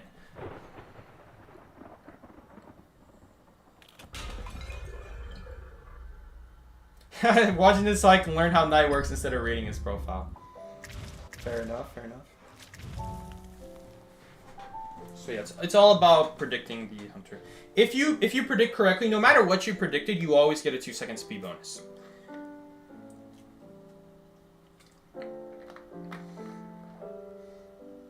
So I think right there, the first prediction I did, I predicted that he's going to swing, and then I predicted an ability. And I was thinking that because the reason I was thinking that was because he's not swinging when I predicted he's gonna swing, and that's because I knew he can only swing. He could use his rock, I guess, but if he uses the rock, I'm just gonna drop the pallet because he cannot swing while he's placing a rock. So then I would take advantage of that. So I predict that he would swing, and after he's not swinging, well, I'm like thinking, okay, well, he'll have his ability back up in a second, so he's definitely going to use his ability. So he needs to tap his ability twice. He's going to tap it one time to throw it, which is going to account for the attack prediction. So I'm going to be incorrect on the attack prediction, but then I'll be correct on when he tries to return the pickaxe. That's actually a question I'm wondering right now. When he returns the pickaxe, the second time, does it still explode the ground beneath it, or does it just disappear? I actually don't know the answer to that question. Because, like, here's the thing. Here's the way the ability prediction works. It literally makes the ability disappear. But with the way Fool's Gold works, if the pickaxe is removed from a wall that it's already attached, then the ground below will explode. So my question is, let's say he throws the pickaxe, right? And you didn't, like, predict at all that he's going to throw the pickaxe the first time. You only predict after he throws the pickaxe, right? So then he tries to return the pickaxe. So that counts as an ability use. And let's say you predict the ability after he throws the pickaxe. Does the ground still explode, or does it not explode? Will it do damage to you, essentially? Or will it just disappear? I don't know the question to that because, again, is grabbing the pickaxe the same thing as preventing it from being grabbed? I don't know. Because if you prevent it from being grabbed, then... I wonder, if you prevent it from being grabbed, does it go back to your hand, or does it still stay on the wall when you press it? I don't know. I don't know. I have to test that. Like, that's, like, good questions. Those are, like, questions where it's like, okay. Kind of like with Naya. Like, let's say I return my harpoon. I'm guessing that if you try to return your harpoon, it does not come back to you. So, then would it be the same way with Fool's Gold? I don't know. We could actually try that. I'm actually going to try that right now. Okay. And it's also going to be, like, a good example of what I'm talking about.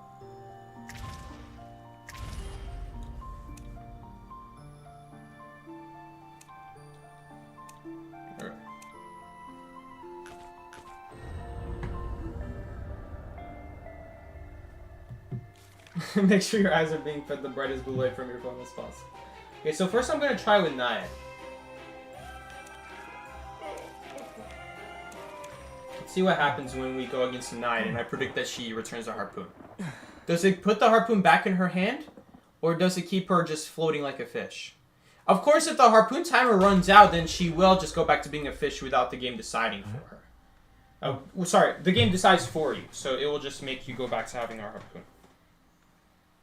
So right here, let's say I predict, let's say I'm playing Naiad, and Naiad is going to try to close off this harpoon. If I predict that she's going to do that, what happens? She still cannot have her harpoon. But the timer is still going down. The timer on the harpoon is still going down. So let's say I predict that she's going to remove it. So she cannot remove it, but the game will remove it for her when the timer runs out. So that does not count as using the ability if the timer runs out. Okay, that's good to know. What if she has present stuff? So now she can dash. And I predict that she cannot dash anymore. It prevents her from dashing. And her ability is locked. So she literally cannot use her ability after I predict. That's what the red circle around them means. After it disappears, then they can use their ability. So that's the way Knight is working against Knight. So let's say I go against the Fool's Gold and I do the exact same thing. I only predict the ability after he drops the first pickaxe. So kind of like with Violinist. Think about like what I did against Violinist. Remember that Violinist game where he drops the first note and he tries to drop the second note, but I predict the second note. And then instead of it dropping down and then disappearing, it never appears in the first place. So I never take damage. So let's see if that happens with the with Fool's Gold. Does it keep the pickaxe on the wall, or does it return to his hand if I predict that he's gonna grab it? Every hunter is like a little bit different, so important stuff to know. Does picking and dropping a survivor count as anything? No, that's not attacking. That's not an ability. That's an interaction. That would fall under stuff like Mind's Eye or Acrobat White Ball. Like when Mind's Eye uses Arcane, you go into an Acrobat White Bomb and try to pick someone up, then those count as interactions, not abilities. Breaking a pallet, vaulting a window, those are interactions. Those are not abilities, those are not attacks. It does count as doing nothing, though. So if you interact with something, that is the same as doing nothing for Knight. What if Psyche was a hunter main and his name was Hike? You actually have a better hunter name. If I were to be a hunter. Or have a hunter account. But I'm not playing hunter right now. Okay, so exact same thing. Oh no, I'm not playing knight. Oh shoot. Hold up. We have to reset the game.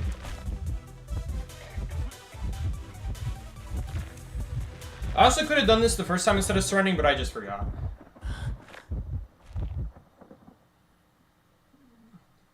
We're gonna get the exact same spawns. That's why I don't like practice mode for like 1v1s, because it always gives you the same spawns. It might seem convenient because then you can just restart the match, but it's really not that convenient. So under normal circumstances, throwing a pickaxe counts as one ability use, and returning it is a second ability use. So if I were to just predict that he's going to throw his pickaxe, then that is prevented. It does not come out at all. Right. So what if he already throws it out though? Right? Like let's say he throws it at the wall, and it's already there. Right? So I'm literally next to it. Let's say I predict the ability. What if he returns it? It literally stays on the ground. It literally stays on the wall. But if the timer runs out, then it will not count as an ability. That's just the game giving it to you back because the timer runs out. So that's entirely different at that point. Because a hunter like Fool's Gold has a timer for their ability right there.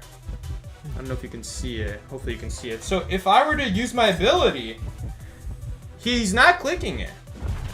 That doesn't count as a click, as using your ability. That's just the timer running out. So that doesn't count as an ability use. So, by the way, really quickly, if you predict ability, I predicted ability, and you try to blink, that also blocks the blink. So you can actually get rid of blinks like that as well. That's why I was predicting ability after he didn't swing that one Fool's Gold match. Because I'm like thinking, okay, well, what if he uses the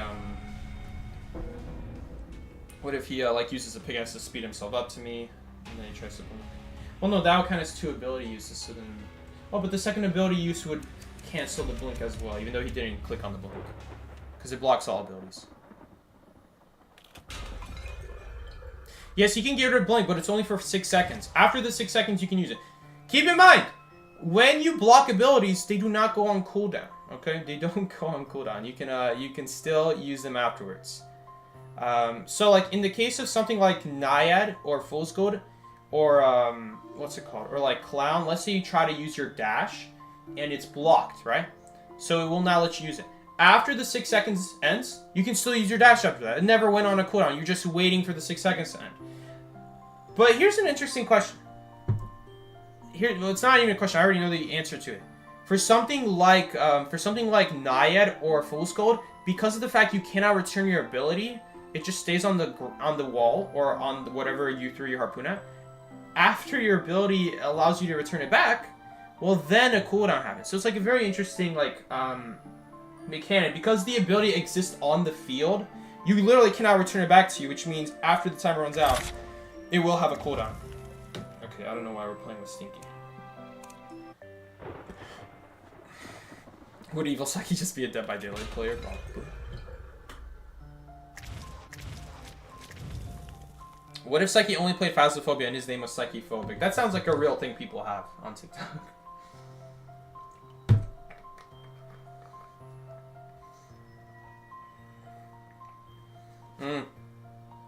That's a good question, Joy.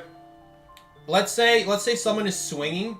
Let's say like it's a slow swinging hunter and it's like a Blood Queen, and they start an attack before you predict the attack. You will still get hit. It does not prevent the attack unless it's before they started.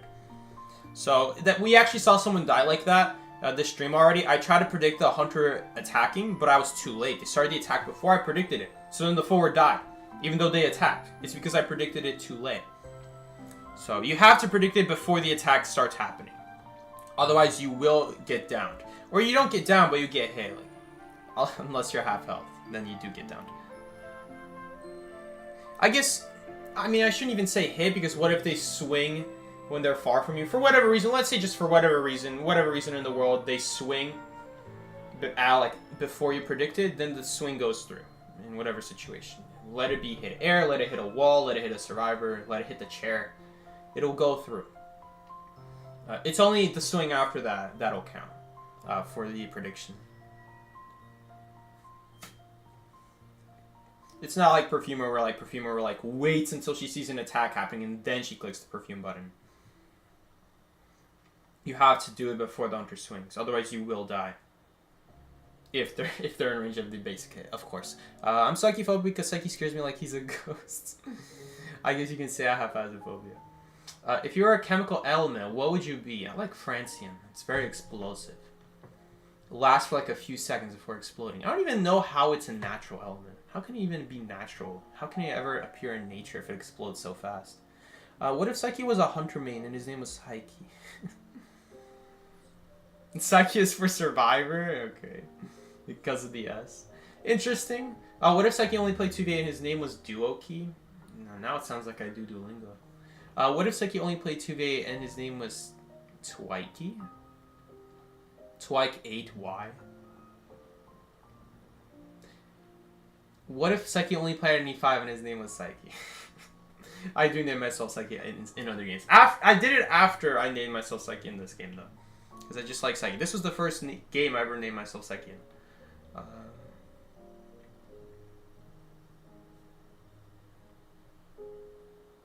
Psyche, you should use my thumbnail for your next stream? Yeah, you're right. Do I even have it saved? I don't even think I have it saved on my computer.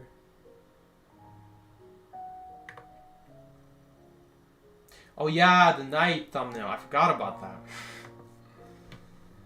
Okay, I don't think I have it. I don't think I have it saved. I'm gonna save it right now. Any Halloween plans, Psyche? No. I mean, we're gonna be doing a stream on Halloween, so I guess that's the plan. It's gonna be a Thursday.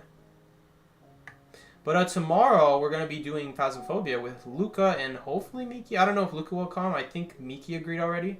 So keep an eye out on that. Also, there's a new Phasmophobia update, so that's pretty cool. I think they finally dropped console, so we should finally be getting some updates for Phasmophobia. They've been... Dude, console has probably been like the worst decision for Phasmophobia. It wasn't really worth like over 2 years of development on console. I probably wouldn't say it's worth it. Like, they probably lost all the hype behind Phasmophobia before they finally dropped it on console. So I would say it was a loss on their part. Like, I don't think it was that important to drop Phasmophobia on console. Maybe I'm entirely wrong. They're gonna get so many downloads on console. Like, everyone's gonna be playing on console. Maybe it'll be like Call of Duty, where everyone's playing it on console and no one really knows it on computer. Can you play Call of Duty on computer? Maybe you just can. But anyway, maybe it'll be like that. I don't know, but. I would say that because of Phasmophobia, because that's why there were so little updates. It's hard to believe that it was 2 years now, but last year, I remember last year they promised the console update last year already. Not just last year, I feel like it was already, they promised it sooner than that, and then something happened. The combination, well, no, because Phasmophobia kind of came out during COVID, so I don't think it was that. So there was apparently like a fire in the office and it set them back, and then apparently other things set them back, like all the console thing. There were a lot of console limitations that forced them to change other aspects of the game. And like, for example, like there was a whole map redesigned, which is they changed that for all editions of the game, to be fair. So all editions got something new, but they purely did that just because of console. So who knows how many other things they had to change just because of console. It's like stuff that probably will not be noticeable unless it's like a new map. And I will say the new map is better than the old one because there's less open space, and so I think that's better. But yeah, they took a while on that, but it's crazy to think because before I started playing Phasmophobia, they were dropping updates like every 3 months, 2 months, maybe not the biggest update, but like a cursed possession here or there, which like just one thing like that changes all the maps, all modes. Like something like a cursed possession. Changes everything, or like a redesign to multiple ghosts changes all aspects of the game. So even small updates like that, and we haven't seen that in forever. The small updates we get nowadays is like light changes to the shop. Like, who cares? So it is what it is. But back then they used to update the game a lot, and ever since they started working on console, they like said like over a year ago now, they said like, oh yeah, it's gonna come out, and then there was an issue, so they pushed it back, and eventually there was a point where it's like, okay guys, we don't really know when it's coming out, it's just gonna come out whenever it's gonna come out. So after that, they just always been focusing on console, and it really set the game back. But hopefully they'll get it back and running though, because it should have released already. They said that it would release with the Halloween update. Maybe not already. I think they said like tomorrow or Tuesday, something like that. The console update would release like next day after the Halloween update. And Halloween update released Sunday, in fact. Oh no, it didn't release Sunday. It was just one day earlier for content creators. My bad. So today the update dropped, I'm assuming. And then tomorrow will be console update. So hopefully we'll finally see some new stuff for that game. CM players who know Seki is because of that Joker laughing comment. Dude, that's sad. What if Psyche played on Chinese server? And his name was Psyche. I don't know what Psyche is in Chinese, so get creative. Fair enough. My name in Chinese is that? I don't even understand how you can make a translation. Like, if you were to ask me, Psyche, could you translate Psyche into Polish? I can't, because there's no such word in Polish. There's no one ever been named Psyche in, Did I just get matched with bots? Everyone is conveniently readied up. Is the Hunter also ready? Hunter's not ready. Okay, Knight is running a funny build. They made Saki into a Jin? Okay, so they definitely know me in that case. Uh-oh. Yo, could they like check out my rescue guide? Like, I actually did useful stuff for the community. Maybe they just can't, I mean... English is a popular language, so I'm sure many Chinese people can speak English. 0%. Though I think it would get a lot more views if it was in Chinese, I will say. Violinist, another violinist. Dude, maybe that's why they inspired me. Like, they saw the Chinese community, like, making that clip. I mean, they said inappropriate reasons, and they didn't say anything about that. I was told DBD, and I didn't hear anything about the imitation, so I don't know, man. Psyche in Portuguese is psyche. Okay. You see, that's what I'm saying. It's the exact same. Because it's a made-up word. Psyche, how do you feel that the peak of your 6-year IDB career is a Joker GIF? I think my peak was the rescue guide, honestly. I don't think the peak was the Joker GIF. Maybe that would be like a second peak of sorts. They said you look like Lucky Guy. It's hard to spell Psyche or the Psyche pronunciation with Pinion. So Psyche pronunciation, but you're using Chinese letters. Okay. Letters? You know, not letters, but you know what I'm saying. I mean, I don't think these are bots. I actually can't tell if these are bots yet. Is that a basement? Oh yeah, that's a basement. Shoot, we actually might be screwed here, because 8 seconds is not long enough to get out of basement. You know what? We have to predictability here. If he basic hits me, then that's okay. Because then I can make the rescue. That's why I predicted ability and not attack. So for those of you wondering, why don't you predict ability there? Instead of like attack, like why did you? I don't know, why did you not use your stacks? You could have escaped, man. So why did you predict ability instead of attack? And I've thought about it, and I realized that if you were to predict attack and the hunter uses their ability, and they hit you that ability, you're dead. Because then afterwards they're gonna hit you. They're gonna use an attack on you. And I guess the second prediction could also be an attack if you think about it. But then like, what if it's onto like Night Watch? Okay, Night is just lagging. Then they're just gonna use the second ability to bait out the second use. So I find that it's better to predict abilities, because if you predict an ability and they basic hit you, that's fine, because the recovery is long enough for you to escape and go down to basement and rescue them. So yeah, that's why I say it's better to use the ability than to predict basic hit. Because think about what's worse. What is worse? You predicting ability and getting hit by a basic hit, or are you predicting a basic hit and now you get hit by an ability? Tell me what's worse. What's worse? The ability is worse because it's no recovery. And so after you get hit by the ability, you're gonna predict attack again afterwards, which makes it redundant. You could have just predicted ability, and then they could have attacked you, and now you have a second use of your Knight helmet still, if you need it. Honestly, both predictions can just be ability. If it, like, right there, the Violinist already uses ability, so that's why my second prediction was not an ability. I just made it nothing. But, yeah.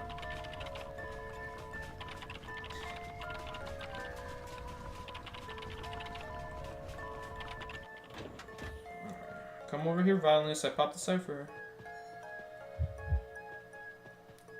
I think we should live here. It's just good practice as well, you know.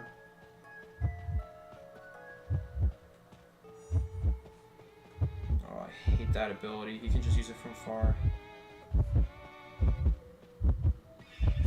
I think we can just dodge it, yeah. Yeah, that's really good. We're even gonna use this pal so I don't die to like full presence here. Oh no, now we're in a sticky situation though. Sticky situation.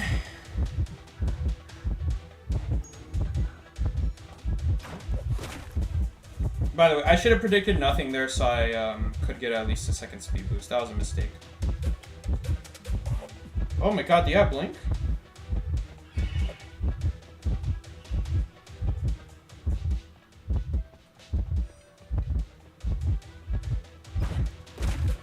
He does have Blink. Well, you know, what's awkward about that is that he started the attack before the Blink. So if I predicted an ability, then it would actually be an incorrect prediction. Because the first action was the ability. Sorry, the first action was the attack, and then he used the ability. So I would have to predict double ability, just to factor in that he swings first before he blinks. I guess I should have known that he has Blink.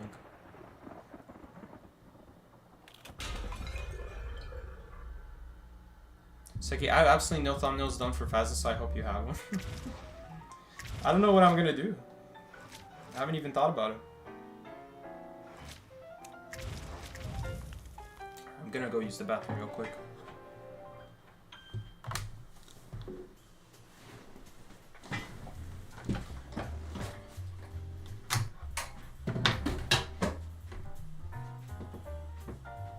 Is there no sound?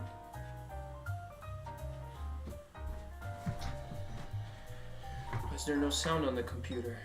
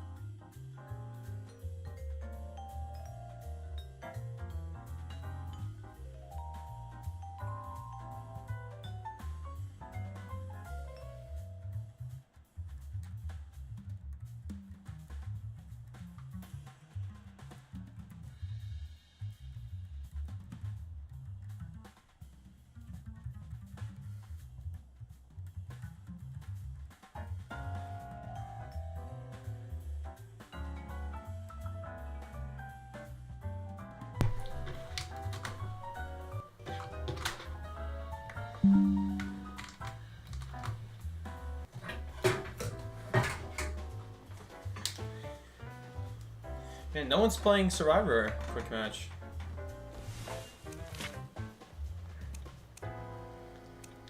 Four. 1, 2. 1, 2.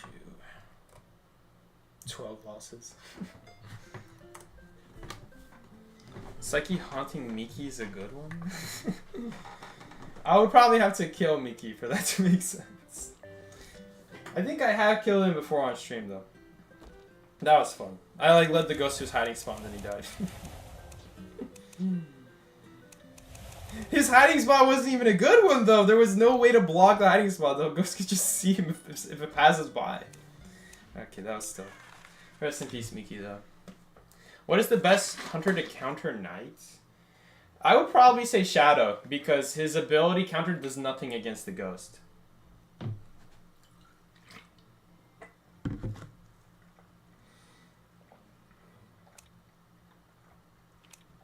He's literally a survivor with not really anything to do against Shadow.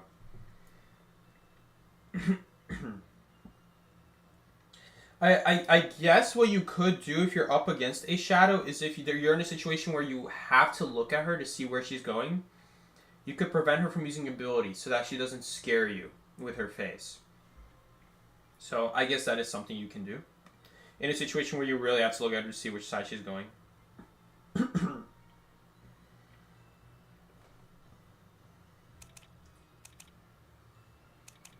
I'm sure there's a way, but I haven't thought about it too much.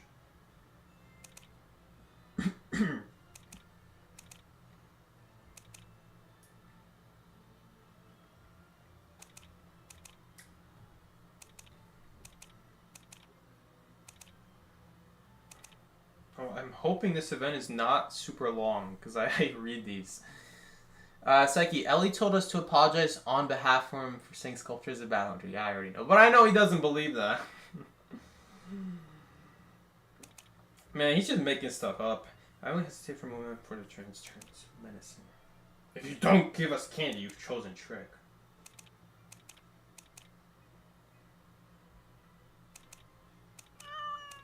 Oh my god, it's literally Cat's Ann. Cat's Ann?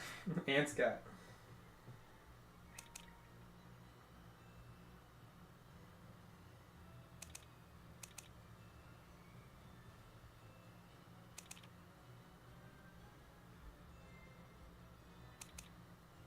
Oh god, it is long. Cats knock on doors now.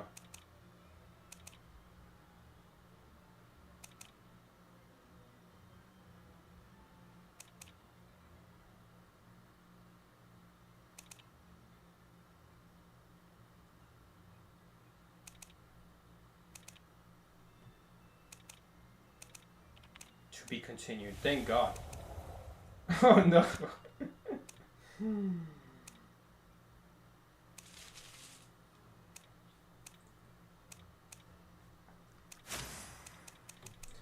Didn't one of the devs base Melee off of their actual wedding? I've never heard of that. Don't know about that. I hope Ellie keeps streaming in dual rank because him getting mad at the randoms is hilarious. Dude, I don't even know why Ellie is still trying. Come on, Ellie. They all suck. There's nothing new.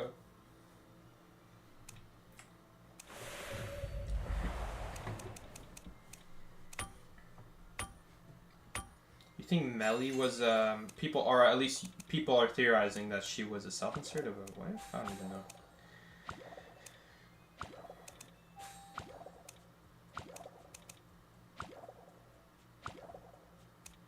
Look at that ghost dodge. Crazy. Top tier Bomberman gameplay. I should stop playing Identity 5 and I should just start playing this game mode. Competitive game mode for Identity 5. The Axploit Bomberman thing.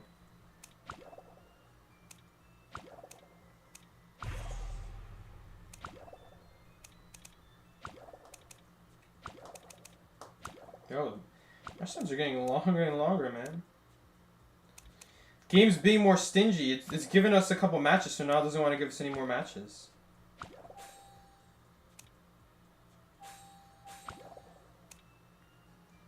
Man, there's so many obstacles. Got really unlucky with this map generation. Uh-oh. Strategic hit?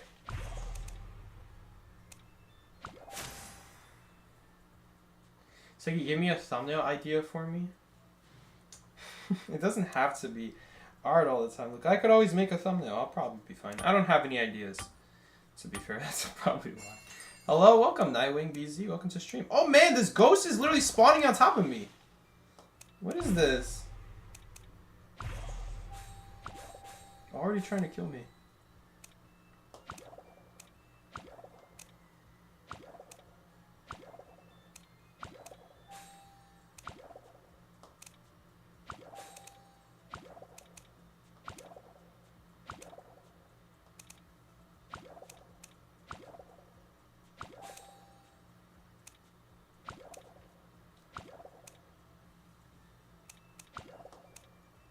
Oh, we didn't get him. These ghosts are really annoying because they actually go in all directions.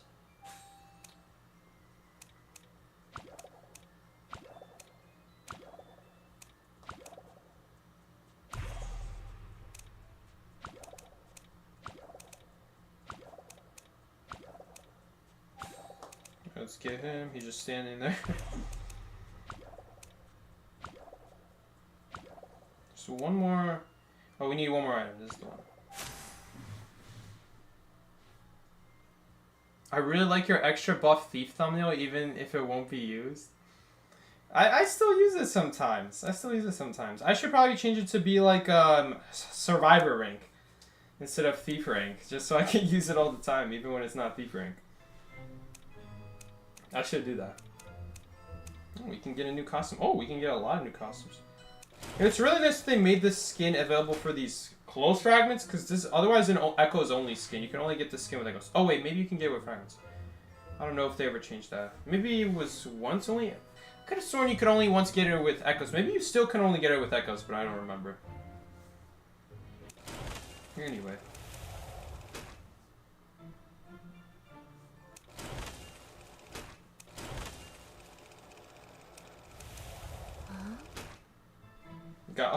Almost got all the skins here. I even have this. It only took a couple years, but we finally almost have all the clothes remnants skins. I mean, some of these I got for free as well, though. Nah, whatever. One win or no win. I don't even think we're gonna get a match. We're gonna wait forever. Dude, we just slowly went from like everyone playing quick match to like as the rank session progressed, no one's in quick match anymore.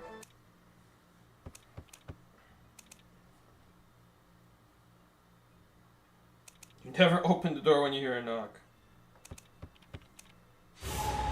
There you go. You just gotta complain. Yo, Evening Skies, thank you for sniping us so we get a match quicker. That's someone in the stream, by the way. You know, what's interesting is that you still have to be within my tier to play against me, otherwise the game's not going to match you with me. We got a wilding with Broken Windows and Flywheel. My man, you cannot use Flywheel when you're on the pig. Imagine Broken Windows Mercenaries the next thing we see. I had someone tell me... Such a moron. I had someone tell me, oh, you're a rescuer and no tie turner. I'm like, my man, go read his ability.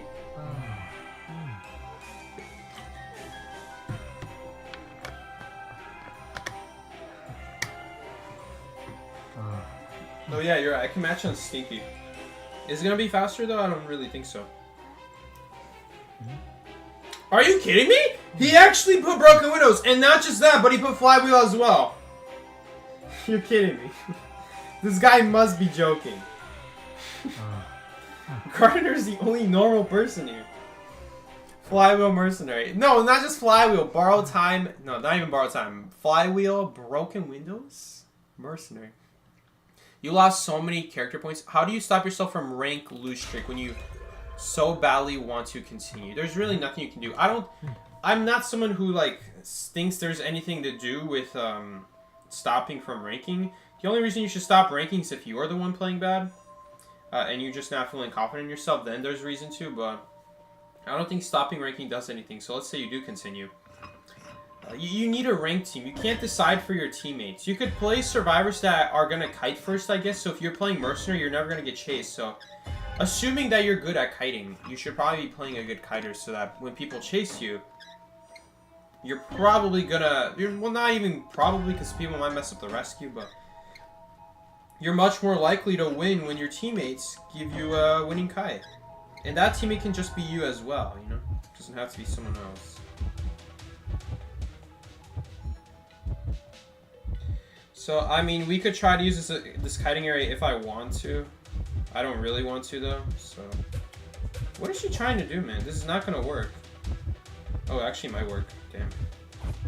Good for you. Oh, it actually didn't work. Right, well, if you do nothing...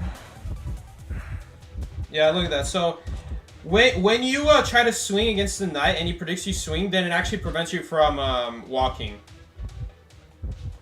for 2 seconds. That's how long it lasts. So that was really good. I don't think we have time to go back to hospital. Oh, she's just gonna leave. All right. So yeah, there we go. That was literally a hard counter. As soon as she returns her harpoon, all we have to do is just cancel her ability. And she, you know what? We literally even saw her there. We saw her not attack me. Okay, so she knows that I'm canceling her ability. Sorry, her attack. So what did I do next? The next thing I did was, what if she does nothing? So the idea there is that, let's say she kept following me and she never attacks, right? Then if she does nothing and then attacks me, well then my ability of predicting nothing will mean that I take half of the damage, which means I still survive 2 hits. Alright? I think surviving the hit is more important than dropping the pallet. Because that pallet there at Birdcage is so valuable, I'd rather use my ability to not take full damage right there than to use such a valuable pallet. So let's say she didn't swing at me, like she swung at Birdcage, so Psyche, what if she didn't swing? Would you still use that pallet? I would not use that pallet because by choosing to predict nothing, that she's going to do nothing, I'm going to get protection so that she does not do full damage to me. So a basic hit will not do like half damage. Meaning that she cannot kill me with a blink or like another hit. It will still take me 2 hits to die. So I think that's more valuable than using the pallet because the ability will anyway protect us. You know, I've already used the ability. May as well get the maximum value out of it because I've already used it one time, so I may as well use the second one valuably. Like let's say I predicted that the hunter is going to attack the first time, right? And she doesn't attack, right? And if I don't predict that she's going to do nothing, or if I just drop the pallet, then that would be a waste of the pallet because I could have predicted that she does nothing afterwards, and then I would also survive. So without using pallets. Which is very good. Of course, though, if she still doesn't attack me, even after I predicted nothing, and she's still waiting, then I would have to use the upstairs pallet after that. But I think the upstairs pallet is actually a little bit worse than the downstairs pallet because the downstairs pallet is way easier to reach. It's so much easier to reach, and not just that. That downstairs pallet helps you actually make it to hospital in the first place. The upstairs pallet is only good once you've secured your kite in hospital already. So it's not really good for entering into hospital because you have to be pretty deep into hospital already. It's just to maintain your kite in hospital. So a little bit of like game sense knowledge there that the bottom pallet is more valuable. So I'm gonna save it, and if she forces me to use a pallet even after I predict nothing, and she still chooses to do nothing even after I predicted it, so she's just waiting for the invincibility timer to run out. Then I would use a pallet, but I would use the less useful pallet. And if you're wondering why not use the window instead, Psyche, that's because the attack will not. The attack will still do full damage to me. Like the basic hit will do half damage, but the detention hit will do full damage. So it'll be the same as taking a bomb plus a basic hit. If it were like a bonbon and like you're playing Survivor against a bonbon, if he bombs you and basic hits you, then that's the same as getting detention hit or like terror shock hit when you have the protection ability active. So that's the important thing.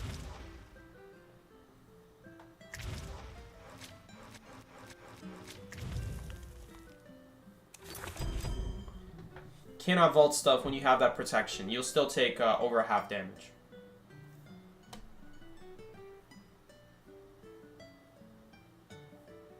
Evening Skies, did you try to purposely snipe us or did you just get unlucky enough to match?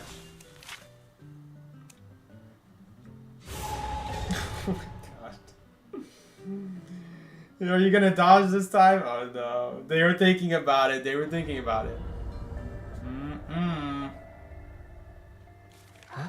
Okay. Oh no, it's this guy again. This guy's a dragon? My man, go play hunter. I need some formidable hunters. This guy's an ogre? He's almost a dragon. I need these people to go play hunters so I can match with them. Wait, is this the same gardener as well? Oh my god, they're all teamed up together.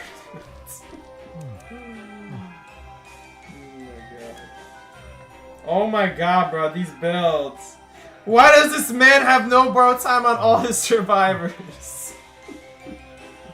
Dude, I'm not doing it. It's just gonna be frustrating. Sagi, would it be easier to match with your sneaky account? I don't know. I don't think so. I don't know. Dude, everyone is going no borrow time. This match is over.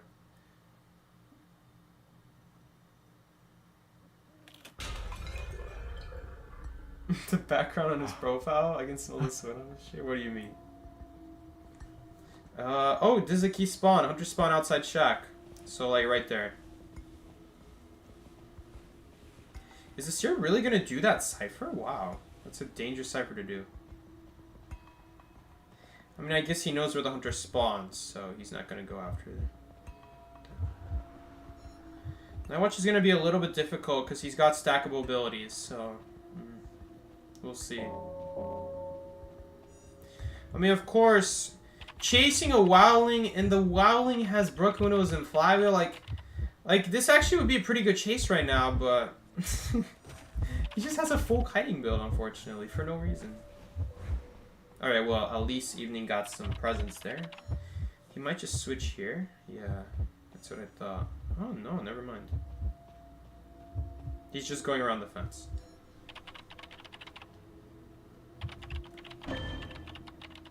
Dude, watch this guy go down too. Because his pig died. His pig's on a 60-second cooldown, so... Oh my god. Flywheel coordinator, watch, here comes the broken windows afterwards too now. So pretty much we're all gonna, I mean except me, I'm gonna live at endgame, but everyone else is pretty much gonna be dead endgame. I'll be fine though. Riding cooldown is 2 seconds. Okay, so the question is who's gonna do this rescue. I'm guessing it's me, because he's going after the coordinator. Here's the thing: the pig will, the Wildling will get on his pig, so he doesn't need my ability, my protection ability, but I need it because I will die otherwise. Okay, my man, you did not ping that you're rescuing though. That's on you. 0%. Dude, these people out here, this is the average hunter main right here. This is about how helpful they are towards you. Like, this is how much brain power they have when they play Star. Oh, you're on your own. They ping you're on your own before they ping don't move, I'm coming. My man, it goes the other way around. 15%. I mean, his pig is literally on a 40-second cooldown.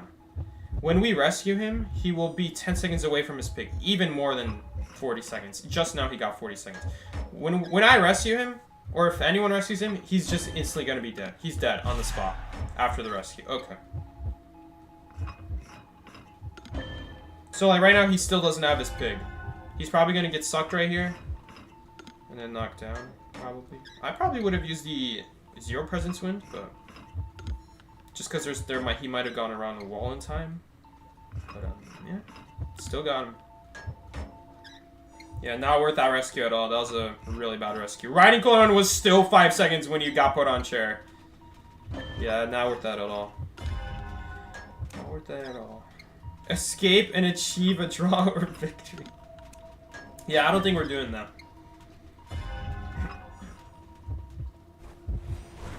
I don't think so, man. I don't even want to rescue them. I want to keep my health up so I have a so I can have a fair kite. But whatever. Oh no, not this. This is so dumb. So unlucky. That really sucks.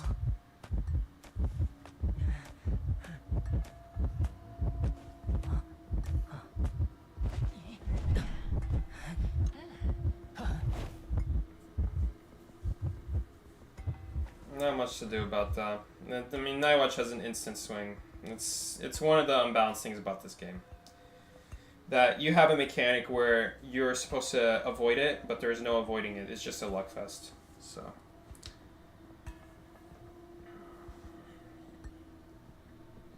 Terror shocks and stuff like that. On windows, on pallets, perfectly fine for me. If you get blinked, that's fair game, but stuff like that. Like, I have to rescue in your face. I don't have a choice. So, It's unfortunate. It's something I would remove out of the game. Chair, terror shocks. I think it's really stupid.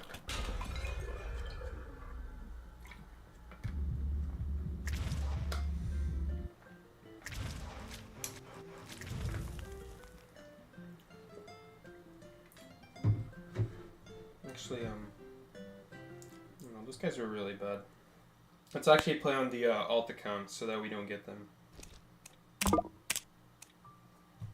I actually have to. Twitter login is so obnoxious nowadays. I have to log in manually every single time. Just being on the Twitter app, having the Twitter app and being logged in doesn't do anything anymore. It does not log you in, so I have to manually log in every time.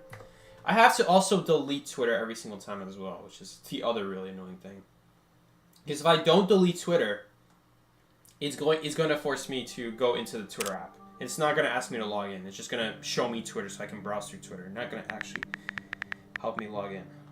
So, and then I gotta delete Twitter, and then I gotta re-download Twitter so that I can get the daily shares.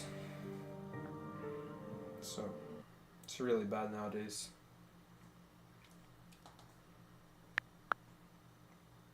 Sometimes even when you delete Twitter and you manually log in, sometimes that still doesn't work.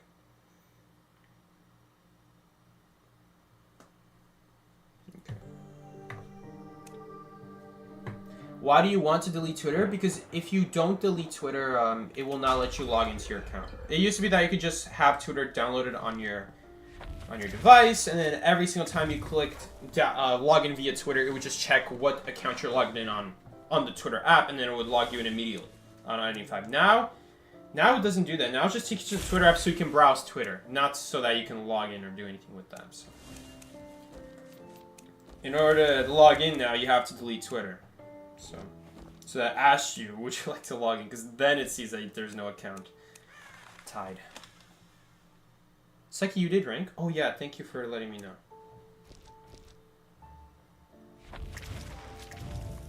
It still says 5-minute wait time on the alt account as well, so.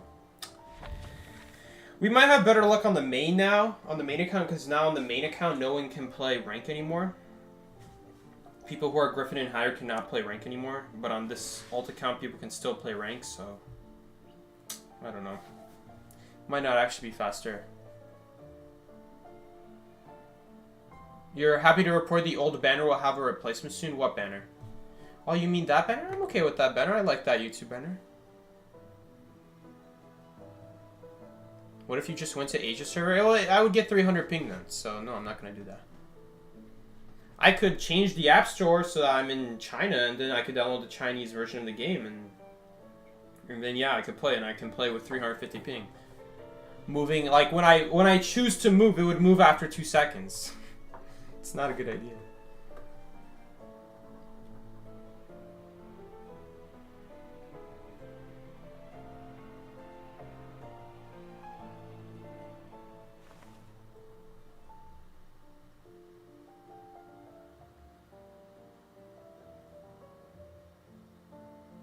I love drawing Psyche constantly with a cursed possession. Gotta be one of my favorite genders?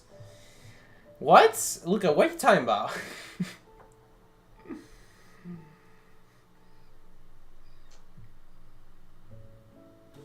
Psyche, match on Stinky so I can snipe you and embarrass myself on stream. Yeah, now's your chance, Luca.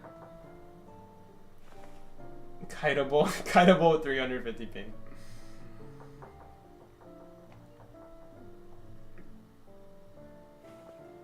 Psyche's still saying don't move, I'm coming in 2024. Bro, people don't even ping anymore.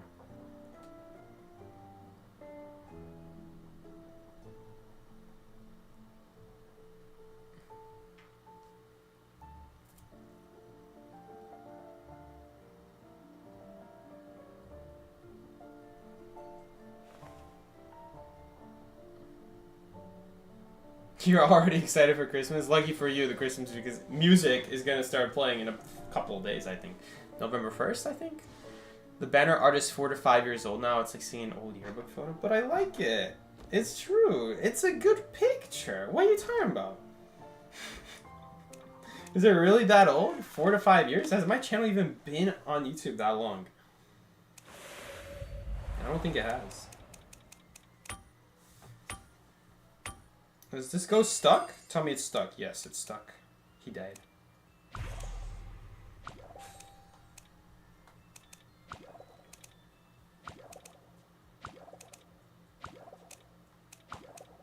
Oh no! Bro, the joystick pushed me sideways. I like touched the obstacle and it pushed me sideways.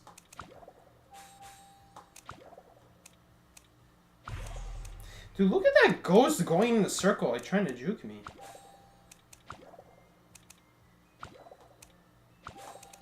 Oh my god, he wasn't even touching me!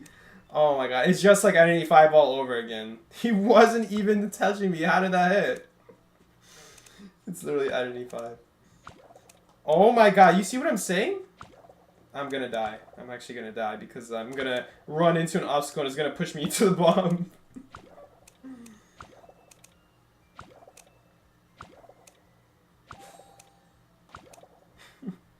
Dude, here comes this ghost ready to break my ankles. Here it comes. Is that everything? Okay, that's everything. Is stream ending soon? I just got home. Yeah, it'll probably end soon. I don't know how many more games we'll play. Alright, we got a lot of goodies here already.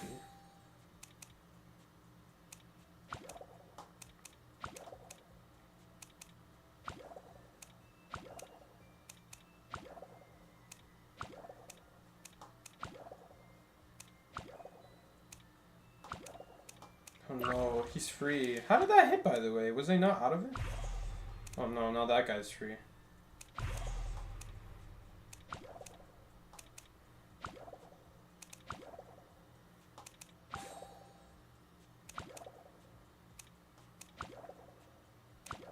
Dude, now they're all free, bro.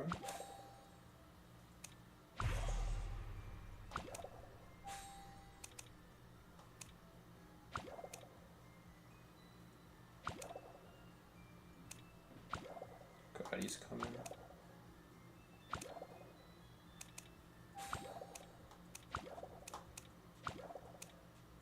He died? Boom! Got him. Uh-oh. Uh-oh. Watch this guy, like, go backwards. He can't go backwards, but I think he can go up at random. I don't know how it's decided, but I think he can. Maybe only when there's, like, an obstacle in the way.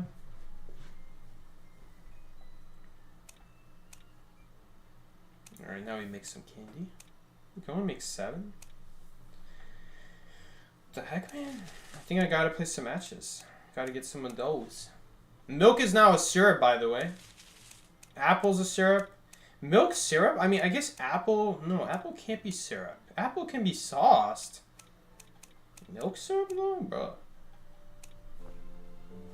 One thing I'll never miss about 95 is the wait time. I mean, we are playing quick match, to be fair. And we are playing on the alt account. I guess maybe the alt account has worse match times. Honestly, I would think that the lower tier you are, the faster it would be, but I think nowadays it's the opposite. Like, you have to be like in a middle tier, which is like what the main account is at, to get those fast matches.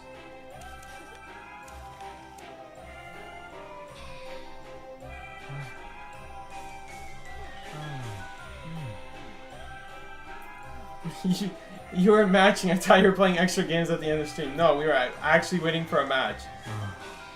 You couldn't tell, right? That's how long it takes to do those mini games.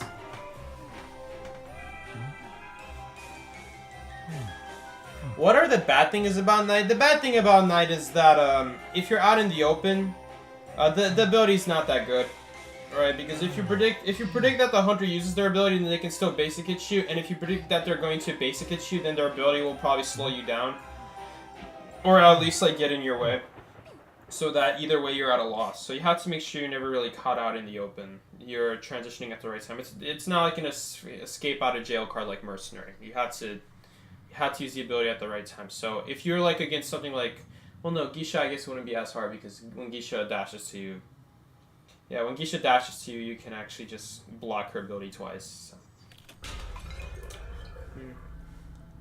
Huh?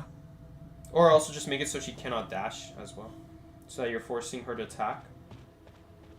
And if she's attacking you, then you're probably running out of range to not get hit. Who is that? Oh god, I have not thought about how we're gonna counter this guy. Oh, hopefully he's not good. Don't be good at go, man. Just never use your ability. No, he's using his ability. No, don't hit! You guys saw that. I literally dragged it. It just didn't drag all the way. I'm mad about that. That's actually annoying. I'm not voting that. Nice.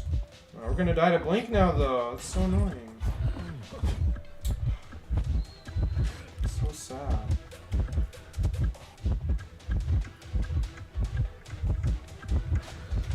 I mean, it's a basic hit. It's fine. Do I have to do this again? How do I survive this? Wait, it's gonna run out. Please, don't walk through! Oh, he did. Yeah, we're dead here. Oh! Ugh. I did it too late. You see, that's what I'm talking about. If you start the attack... If he starts the attack before I can use the ability... I used the ability as soon as I could. I was waiting on the cooldown.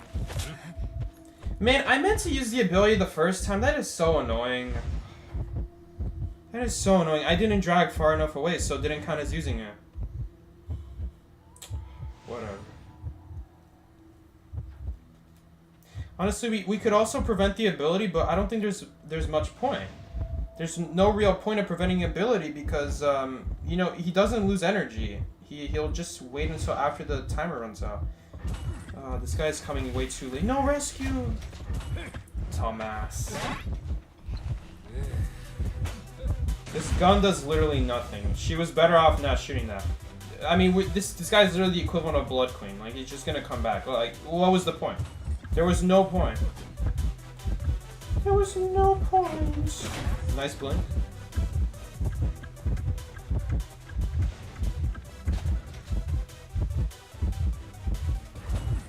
Oh, he messed up. Nice.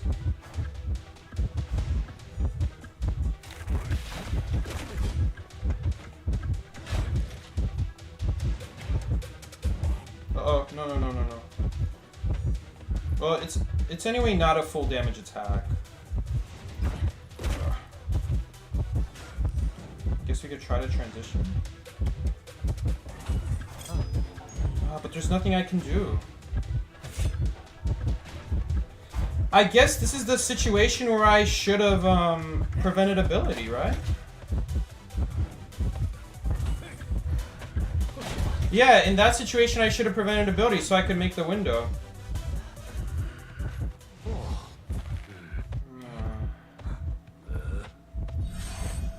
What would the window do, though? The window wouldn't do anything. He's just gonna also... I think I should have stayed in the pallet area. I should have stayed in the pallet area, because the window, even if we make the window doesn't do anything. Honestly, that window, that useless pallet that we had was better off than that window. We should not be dead right now, but whatever. People going to rescue way too late. Like, dude, I'd understand if her cipher was, like, about to be finished, right? And she's hoping to finish it before she rescues. Her cipher wasn't even close to being finished. Like, bro. I don't understand why she's waiting so long. The worst part about it, man, is that she actually could have rescued because he messed up the cage. And she just stood there. Like, he put the cage and he let her in, but blocked himself out. I shouldn't have died there, though. Ooh. That... Goldman gets stunned for a very long time, by the way. He has a very long stun timer. It's, like, unnaturally long. Ooh, that's behind a pallet, man.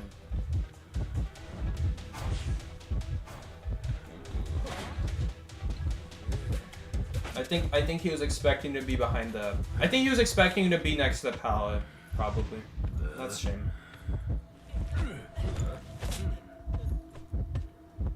We should... Oh, yeah, now we... Oh, no. I thought that was like a survivor, but that was just a robot. After half rescue, pretty bad start on my end, and we still ended up pulling it back pretty decently, but even with that after half rescue, but that is really annoying. That's really annoying.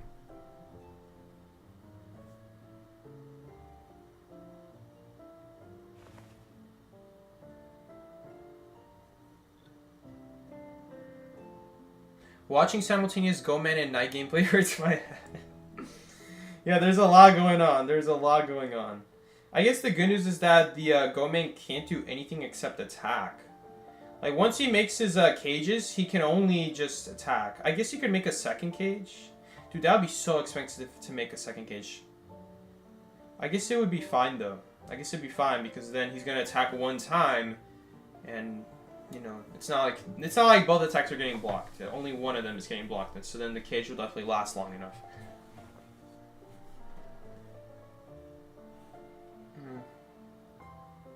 Yeah, I definitely think I should have stayed by those pallets.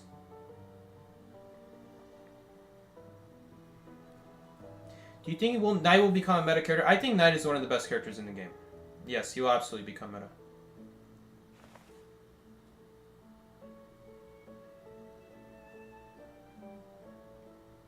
It's not like a super easy character to play. It's not like a character that you will play and he will be very good just because he is broken by nature. You have to know what you're doing with him, otherwise he becomes really bad. So I like that he's not at least like a brainless character. Like something like Opera Singer, I really don't like the idea of Opera Singer of just having these free dashes every single time. There's really no brain going on. It's just dashing to them as quickly as possible. The most brain going on is setting up shadows on the other side of a pallet and then pushing a survivor into it. That's not even that hard to do.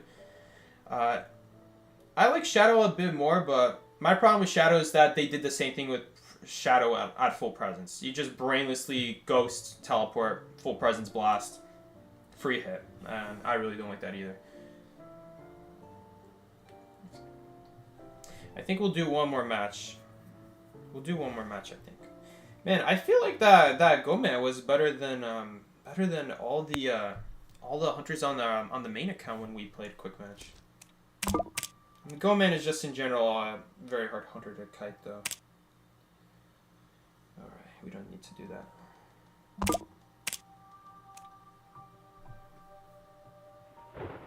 I'm gonna switch back to Psyche.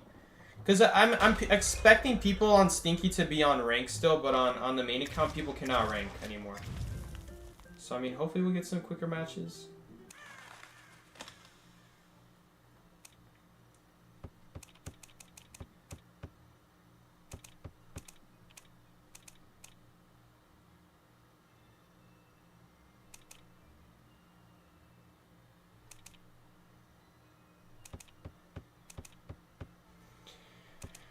Oh.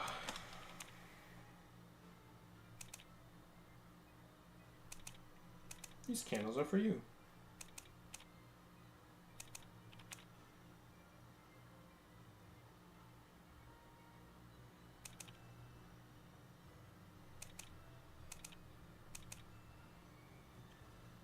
Yes, we can expect Knight to be one of the main characters, yes. So don't worry guys, you'll get real sick of Knight very soon, don't worry. I mean, I don't know if it's like Mercenary, there's probably, because again, the Knight has so many different uses. It's not just like Mercenary where it's like, okay, we're just gonna elbow pad away. You know, something like Mercenary versus Percy is interesting to watch because you cannot just brainlessly elbow pad, because if you do that, Percy will just dash up to you brainlessly, very easily dash back up to you. So you need to be creative with your elbow pad, you need to be creative when you use them, so. Knight is like that, except he's like that with basically every hunter. I guess except Naya. Naya, there's really nothing Naya's gonna be able to do. Even Ripper's got it better than Naya, because at least Ripper just waits until he can attack again.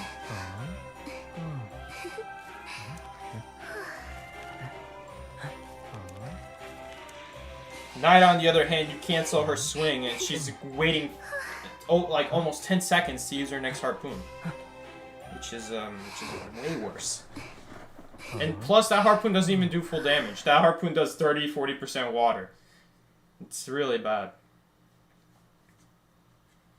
There's a racecourse map? Yes, there's a racecourse map. And it is so unbalanced. You cannot get Terror Shocked off the horse. I don't know why. No ability can get you off the horse. Not even Gamekeeper Hook, I don't think. It counts as a wall when there's a survivor on a horse. It's ridiculous.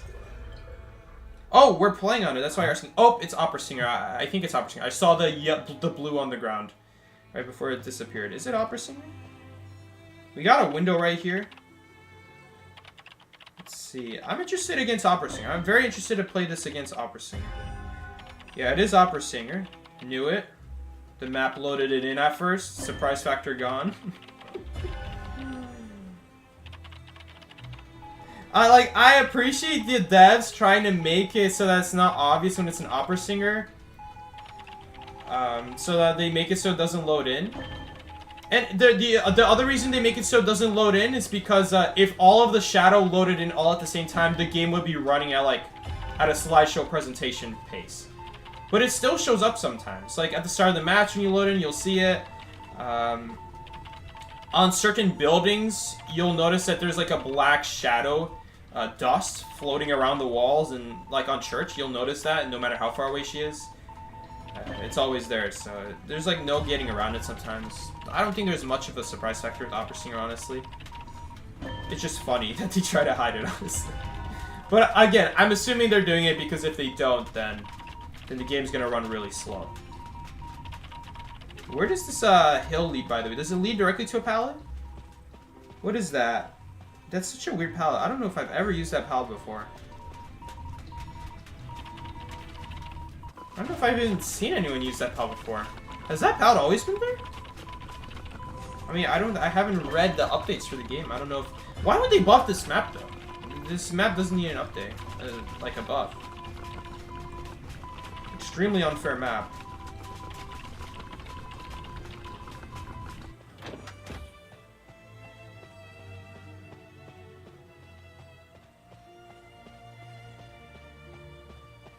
Alright, let's go ahead and do the cipher now.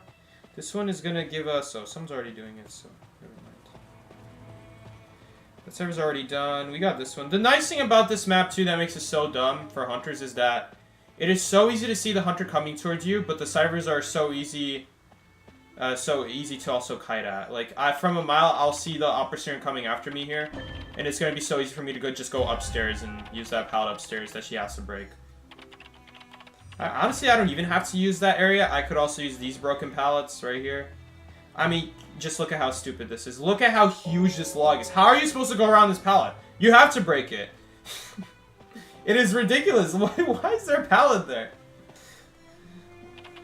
I mean, like, these, I guess, are a little bit more balanced. But, like, yeah, this side is balanced. But what if the hunter's, like, stuck on this side of the wall? Like, look at this. How are you going to go around this? You can't.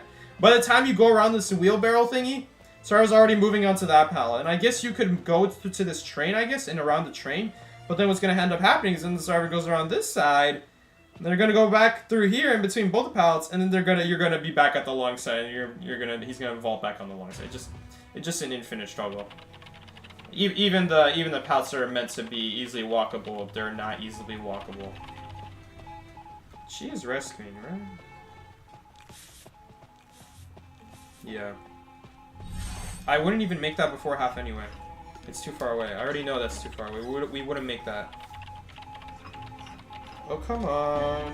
Why no rescue? That was a really good time. Maybe she wasn't next to the chair. Why would she swing at the chair then? Okay. I don't have to go for the rescue here. If she wants to rescue again, that's perfectly fine. The server's going to be primed in time. Man, accelerated decode plus the 7% bonus decode. 37% faster decode.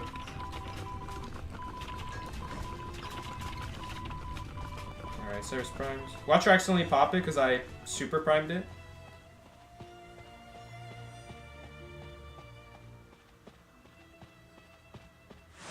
Oh shoot, she actually teleported here?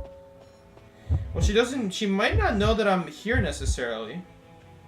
So she probably won't be expecting it. I'm gonna pop it. We're popping it. I'm hoping she used her speed up to run away. No, I don't think she did.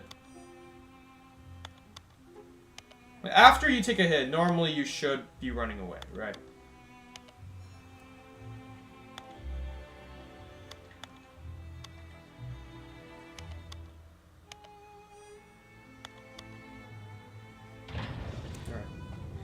good. I don't think I've ever escaped on this side of the map. I don't think I've seen this before. It's like you should prove your knighthood and ride on one of the horses. Yeah. True, true, true. It's a little bit late now, though.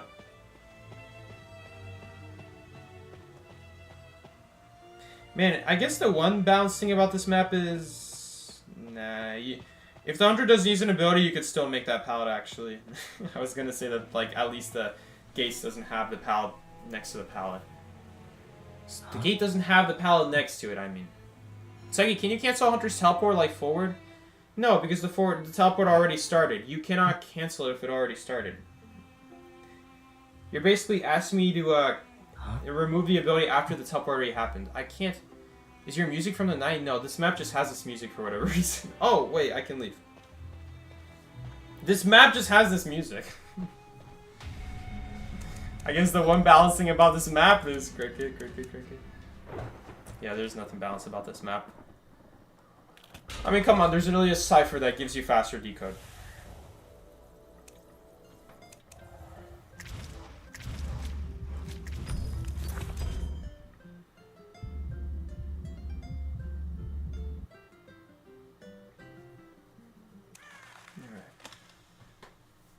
So no, you can't cancel the Hunter's teleport because by the time you can try to cancel their ability. Oh, I see what you mean. Okay, I thought you were asking me, can you cancel it when it's teleporting on you? Okay, that makes no sense to me because you can't use your ability until after they've already teleported on you. You must be talking about if they're chasing you and you're in range to use your ability before they teleport. Can you cancel it? Yes, but you have to do it before she starts it. If you do it after she starts it, it doesn't count. You have to wait until after she. You have to wait. You have to do it before she starts it. It's just like attacks, or like it's just like abilities and just like attacks. If you use the ability after they already used their ability, then it doesn't do anything. It's only for the next ability. You think Gomez can get you off the horse with his barrier? Oh, maybe you're right. Maybe, yeah, that's a good point. Yeah, that you might be right there. It was already dusk. Oh, bro.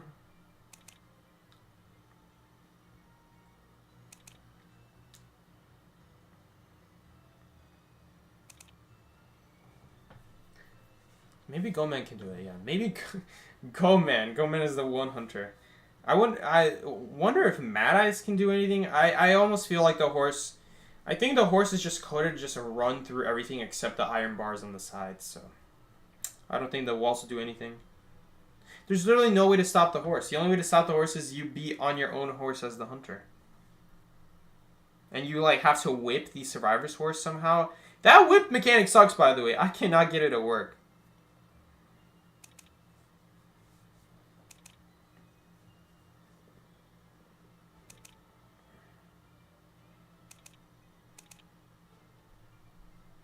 He can stop you from getting on Moonlit Coaster, so I think so, or getting away on coaster, I should say. I mean, you can also terror shot people off the coaster. You can hit them with abilities off of the coaster. You, like, if you get hit by a bomb, you will get thrown off of it. That doesn't work that way on the horse. So I don't know.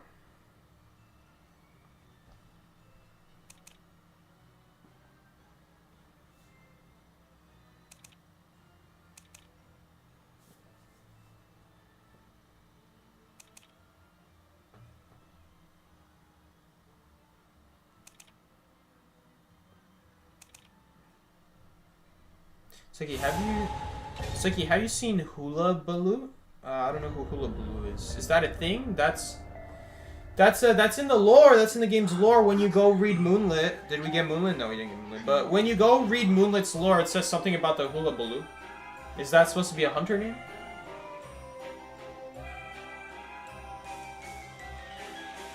It's a new hunter coming out. So Acrobat, the Acrobat hunter. No, I haven't.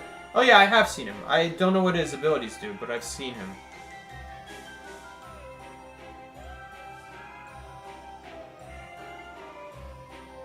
Goman is currently a 9-round on Asia Star. I knew him. I knew he'd be really good, but no one is playing him here. He's ridiculously good. Like, I don't understand why people are not... Why is everyone not playing Goman? He's extremely fun to play. Extremely dumb, because if you try to transition against him, he stops you. extremely dumb even if you tie kite him, because if you tie kite him, he can put a wall in your face and then a second wall together. Because the second wall is very cheap. The first wall is 40, but the second wall is 14. So if you guys are like wondering, like, what's the point of the second wall? It's because you can use the first one to block survivors from entering a pallet by putting the wall outside of them on purpose. But then you're like, Psyche, but then you don't do the full damage. Exactly. So that's why the second wall is so cheap. So you just put a second wall on top of yourself and then you hit the survivor. And it is so stupid. I mean, we were doing that. I was doing that all day, all night when we were playing Goman on stream. It's stupidly busted, but no one is playing him here in the server. And it is the most busted thing I've ever seen in this game. And they did nerf him slightly. Like, they made it so the cage lasts 1 second less. They made it so I think the second cage costs 17 energy instead of 14. So earlier I was saying 14. I think it's 17 now. But and you also don't get full presence cage as quickly. Or something like that, I think. Who is that? It's a short hunter. It's Spider.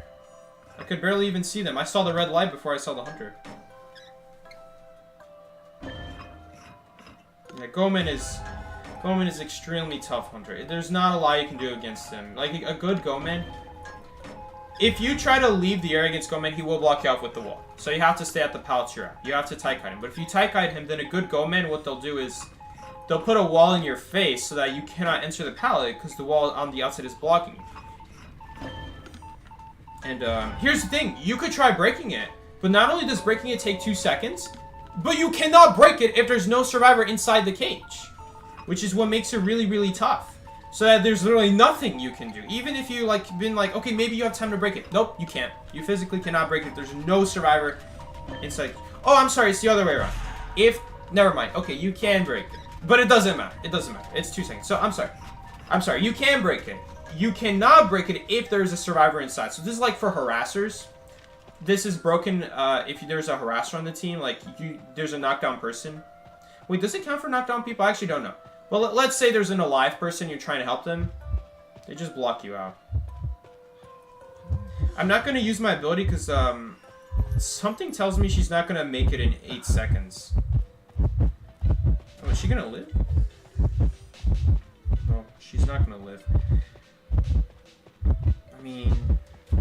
No, I can't use my ability because the web! Oh, that is so annoying. I literally could not use my ability because of the web.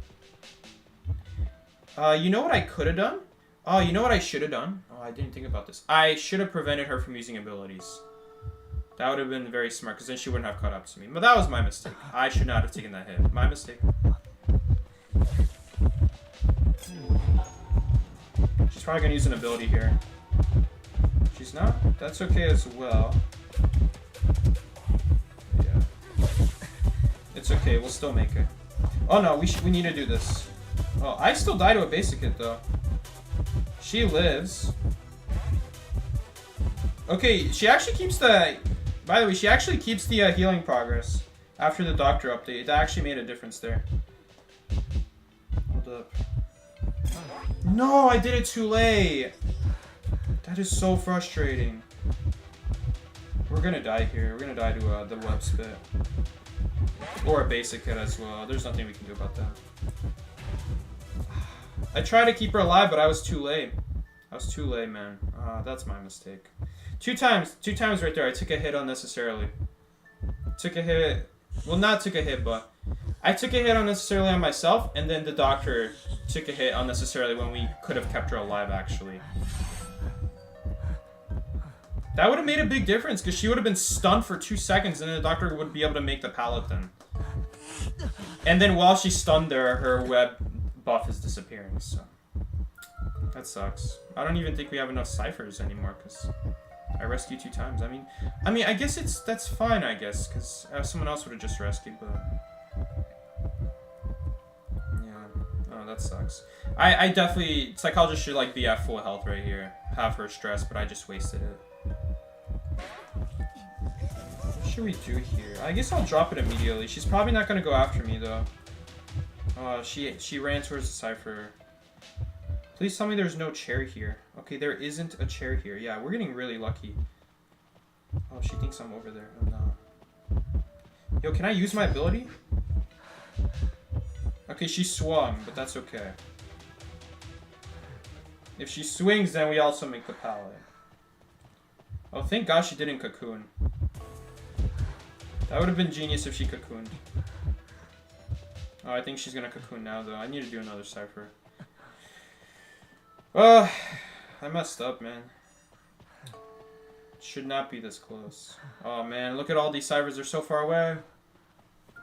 This is so bad.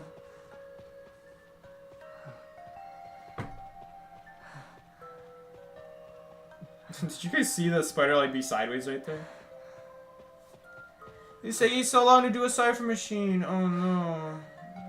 If only there was like a... I was expecting there to be a Christmas tree or like a front game. But no, we took 5 years for a cipher.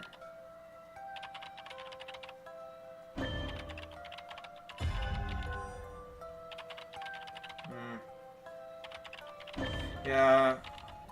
You know, Spider's a little bit tougher because she could stack her webs before she even gets in range. So, like, you can only use your Knight Helmet if you're within 13 meters. So, she could, if she wants to, she could actually just keep placing webs outside of 13 meters. And then she'll have triple web, and she'll easily cross the 13-meter gap between you and her. So, by the time she enters that 13 meters... we're not going to heal. If we heal, we're not going to make the rescue. Like, we need to be doing the cipher machine. If we heal, we're not going to have time to do the cipher machine. That's why I'm not healing her. Because we can't afford it. Look how far away the chair is. By the time this siren gets primed, he's almost going to be dead. So I know we can't heal. I guess she wants me to rescue. Yeah. I guess she wanted me to rescue. I didn't want to rescue yet because there's no need to, but I was going to go eventually. I guess she didn't trust me. Cyber is primed. It doesn't really do anything, though. I don't have any abilities. Oh, she's dead. We're both gonna be dead, though. Personally... I don't know, man. I don't know how much we could have done. Well, we're just dead here. Oh, she's using all her web, thankfully. Okay, I see her using all her web. Okay.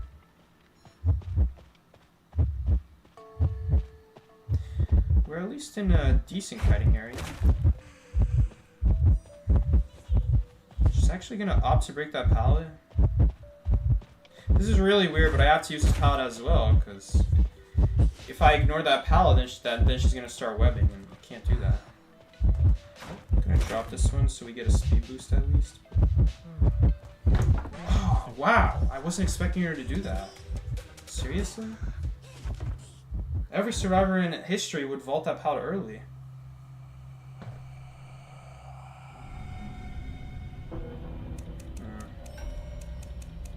Yeah, but that's a little bit unfortunate. We actually could have prevented a hit. Could have prevented that first hit. And then we could have saved the doctor a little bit.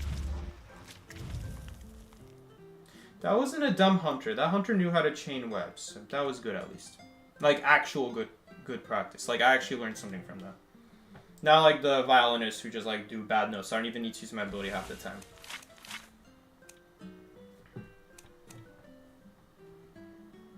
Like, I could mess up my ability and it probably wouldn't matter. Like, that game, I actually, like, have to think about what abilities I do. You saw a video of Knight saving from above? They try to make it so that Knight cannot save through walls, though. So, I don't know about that. How far... What are we talking about? When you are above, like, where? In Leo's memory factory. Oh, interesting. Which chair, though? There's 2 chairs.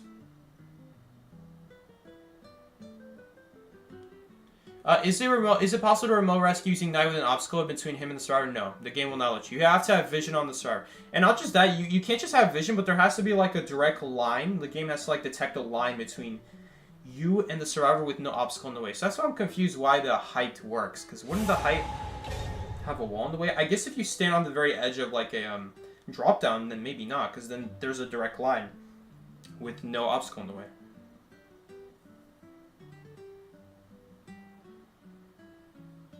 Time to open a chest when we use all our ability.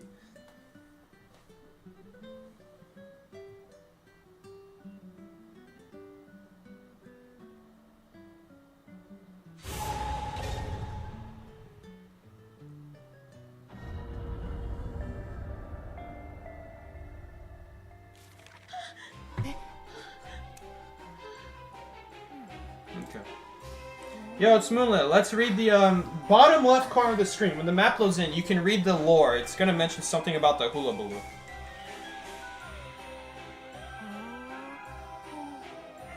It's actually, dude, it's actually not a bad, that's not a bad hunter concept, because I think Acrobat really does burn down the circus, right? In the actual lore. It was already decided that years ago, that he actually does burn down the circus, right? It was him, I think.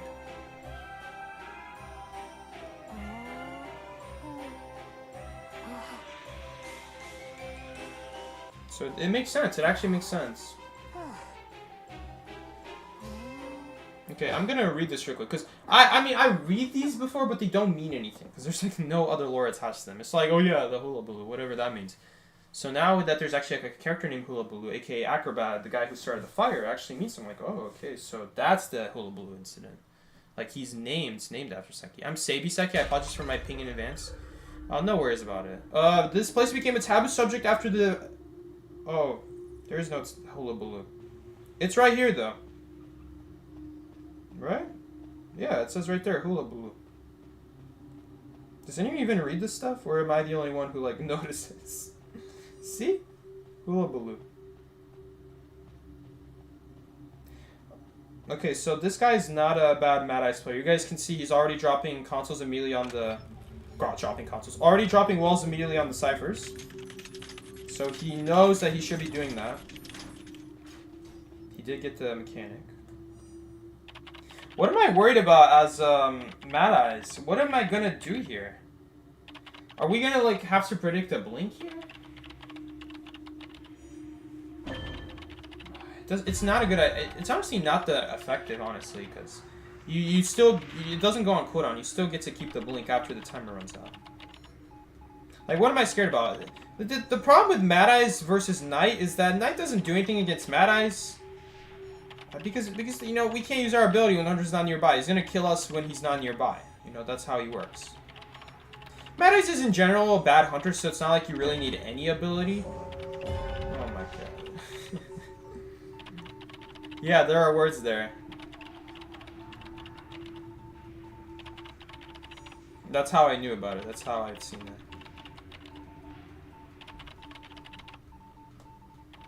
Yikes, man. Basement is here. We have a doctor at least. That's nice. Oh, we have a mechanic. That's not nice. I don't know if we'll make it, guys. Can this guy rescue but through a Mad Eyes well? Well, we're just getting blocked here. Here it comes. I don't even think we make it on time. Dude, I don't even think we do. Can we please rescue? We'll rescue from this distance, please. No, it didn't count. Oh my god. I actually think it would have counted. I'm pretty sure it would have counted had I not canceled the rescue there for a second. I canceled it because I didn't know the exact range. I was still trying to walk forward. Okay. That is so annoying. That is why on all my rescuers except Mercenary, I run Symbiotic Effect. I still didn't change my build for Knight. I'm just using the default kiting build for Knight. Already, last few days I've been thinking about making a build for him, like his own separate build, where it's like a kiting build, but he will be the only survivor on my list of builds where I'm going to use Symbiotic Effect, because every other rescuer will not run kiting builds, so there's no such thing as having that kind of build. But Knight with Symbiotic Effect will actually make a difference, because he's the only survivor who will run a kiting build and will need Symbiotic Effect. Will not need it, but like right there, we actually could have saved her before half, had I had Symbiotic Effect. We also could have walked sooner there.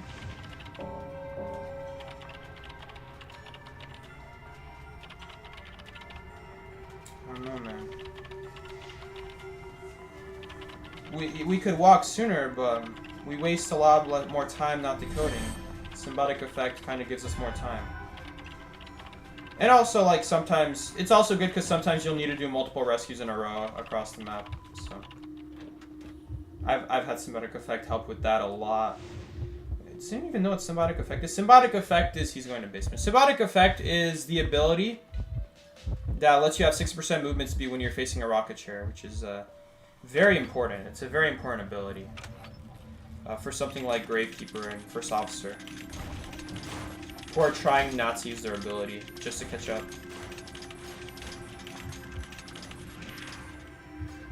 We don't really have Tide Turn anymore, so we are kind of just forced to wait on the Cypher to be primed. I don't have Tide Turner. If I rescue here, there's nothing I can do. If I rescue here, then we're both gonna die. I have to wait for the Cypher.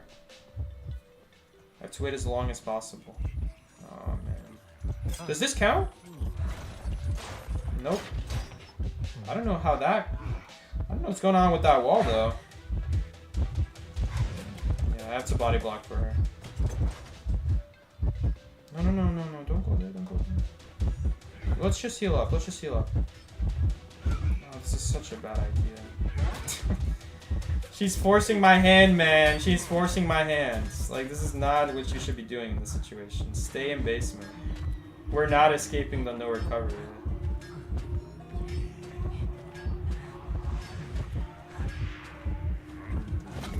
I should have canceled the attack. I didn't think about it. I didn't think about it fast enough. I was holding it, it was too late already. Is Knight a first or second rescuer? It literally doesn't matter. Would you bring Titer on him? No, because it's redundant. If you bring Titer on him, okay. My man, you guys need to be like switching spots here. The healthy person goes rescuing and the injured person goes to the Cypher. Yeah, now you're just dead.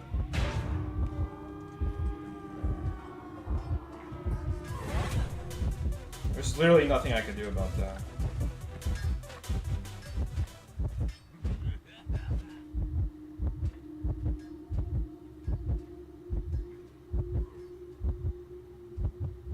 And the reason you would not bring Titer on him is because it's redundant. Let's say you bring Titer on him and you do a rescue from far, right? Then you give the person the ability to survive a basic hit. Okay, well if they survive a basic hit, well then the Tide Turner is going to run out because they're probably going to kite longer than 20 seconds. So the Tide Turner is completely pointless. And the other thing is that he's not mercenary. He's not mercenary. He's not going to rescue it. He has to drop down. I don't know why he started cheering there.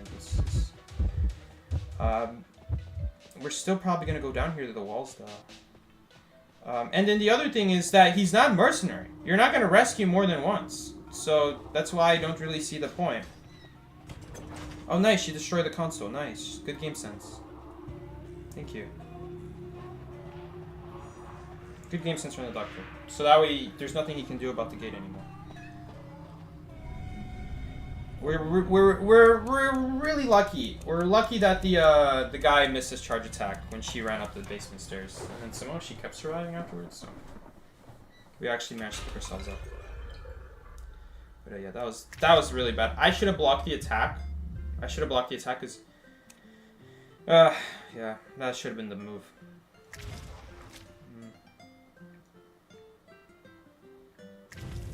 And then we actually could have escaped. It was just on cooldown. I couldn't use it yet. Was it on cooldown or was I just not using it? I think it was... Or was it not available? Like maybe it was on... It was off of cooldown, but maybe I couldn't use it? I don't even remember. I wasn't paying attention. Didn't learn anything from that. Last time the Psyche got offended when I said he talks like a child. Really? Did I get offended?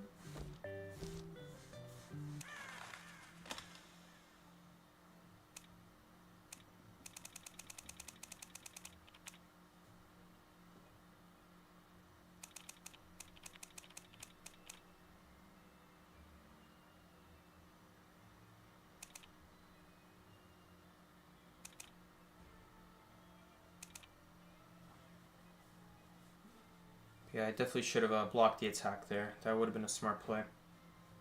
On the basement stairs, I still think it would be smarter to just stay inside a basement.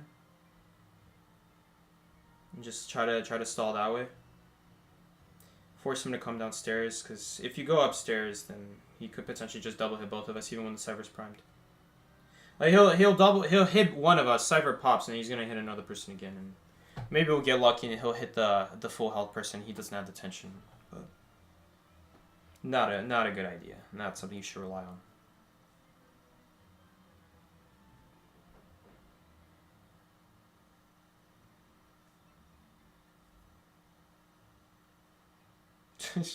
Calling your girlfriend to show her your reaction to the package.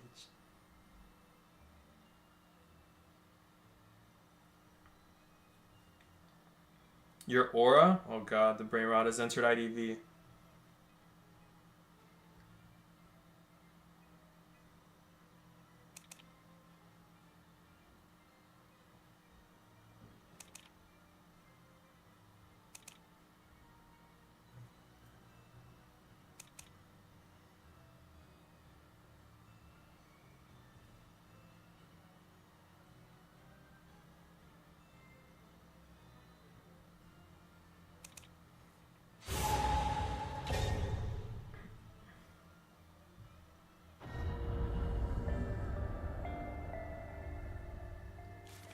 But I guess if you want to know more about the how to rescue at night, like do you rescue first or second? It doesn't matter. Whoever's closer should rescue. That's the way it works.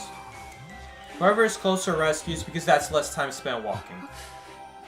You wouldn't want someone across the map to go rescue first when there's another person who can rescue with Tachiner or like Knife in this case, with his ability to prevent hits. You wouldn't want them to just be decoding the cyber when they could spend way less time walking and do the same thing that person across the map could do, but just waste way more time walking. So it depends more on who's closer. That's really has nothing to do with who's first or who's second. Not important at all. I guess if you're like a character where like you don't think you can make the rescue, I'm pretty sure Knight should be able to make every single character. He might not be able to make Shadow. But, like, if you prevent ability with Shadow, then she won't be able to teleport either, though. So, I think he should make everything, if I'm not mistaken. I don't know where this, you know what? Oh, I do know where he spawns. He spawned out Shed, outside Shack. Yeah, I know where he spawned.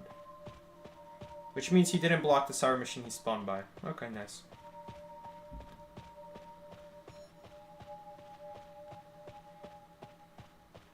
Basement is not here.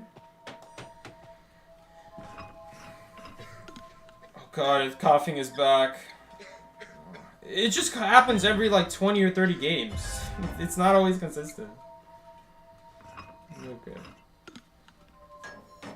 Alright, the Hermit does take 0.6. Yeah, that's 0.6.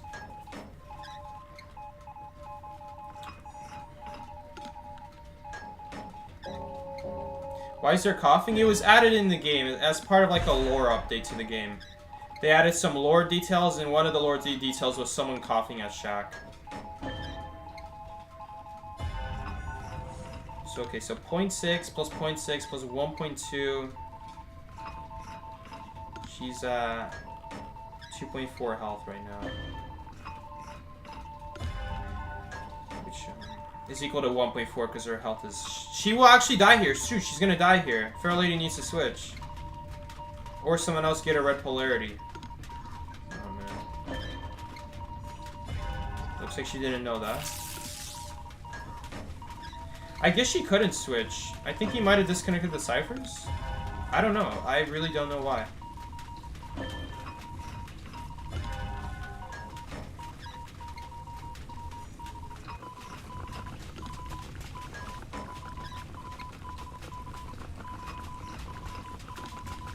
Oh my god, that guy is running into basement. Going in a locker. Oh, okay, to remove the charge. Alright, fair enough. Did he just hit the chair? He did.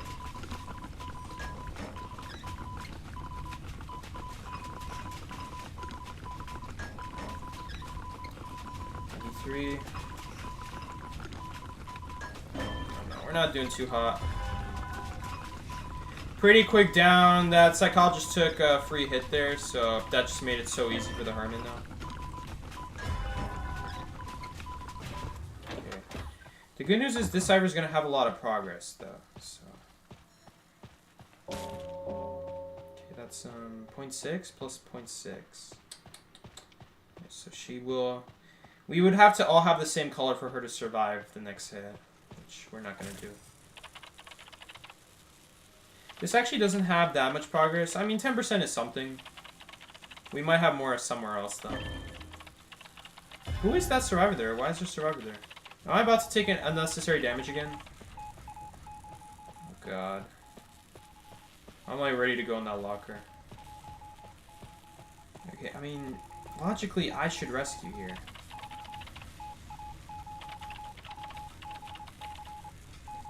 Slow pallet breaking. Alright, that's cool.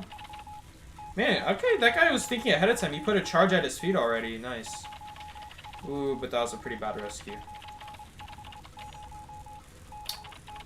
Do you own any pieces of IDV merch, like a keychain or something? I had like one friend of mine when we went out to the Chicago Museum together. She gave me like a Gravekeeper like wire holder, but I don't know where it is anymore. It might be like in a drawer or something. I hope no one actually like vacuumed it. That would be sad. Imagine someone vacuumed it.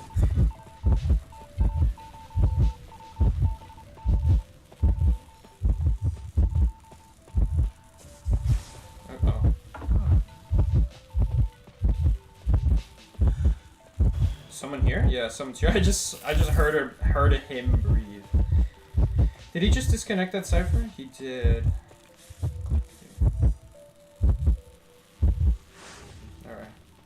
Alright, it's not a good idea for me to do this cipher. Okay, no, he's gonna leave it actually. I thought he was gonna decode it. You know, this is good. He disconnected the cipher machine, so hopefully we'll get something going. I don't know why he disconnected it and why is he not connecting them again. If there's a cipher that's almost primed, then at least connect all of them except the prime cipher. Don't really know what's going on there. He'll probably connect it now, but we're gonna get a lot of free decode. Oh yeah, look at that, 92. Yeah, the cipher's almost done. Maybe Novice can get it. I don't know. I don't know if she's gonna get it. He's gonna get it. No. 92? I would rather have him pop. I want him to pop first. Yep, there we go. Good game sense. Dang, what a bold guy. He trusted that I wouldn't pop. My cipher was ahead of his. Alright.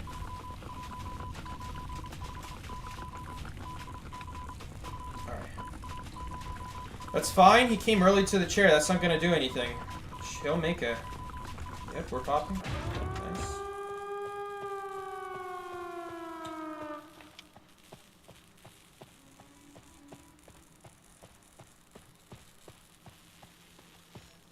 How to change target? He did use one 1,000 presence ability, so he could still have the second one.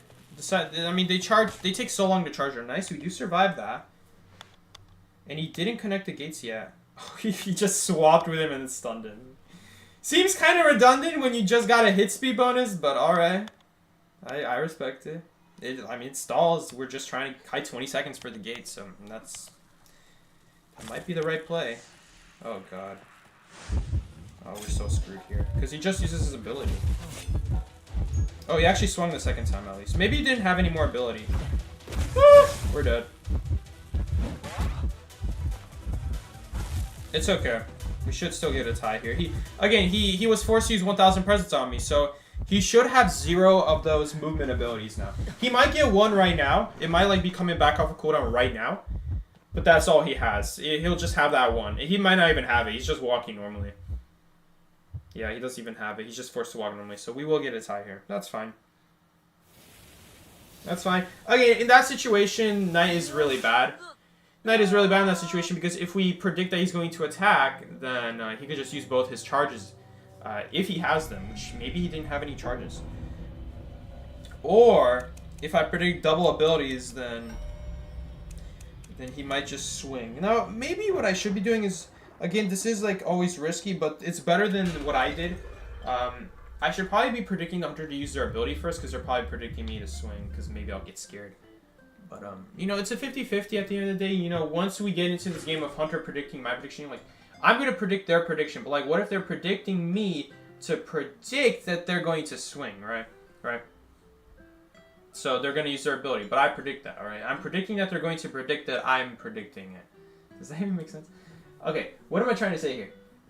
Okay, so, on the surface level, if a Hunter teleports next to me and I got nowhere to run, I'm going to block the ability with an attack, right? I'm going to predict an attack. right? So they're going to predict that I think it's an attack. But then I'm going to predict that they're going to predict it's an attack. So I'm going to predict an ability instead to predict their prediction. So then what if he predicts my prediction that I'm predicting his prediction? He's predicting that I'm going to do an ability because I'm predicting that he thinks I'm going to do an ability.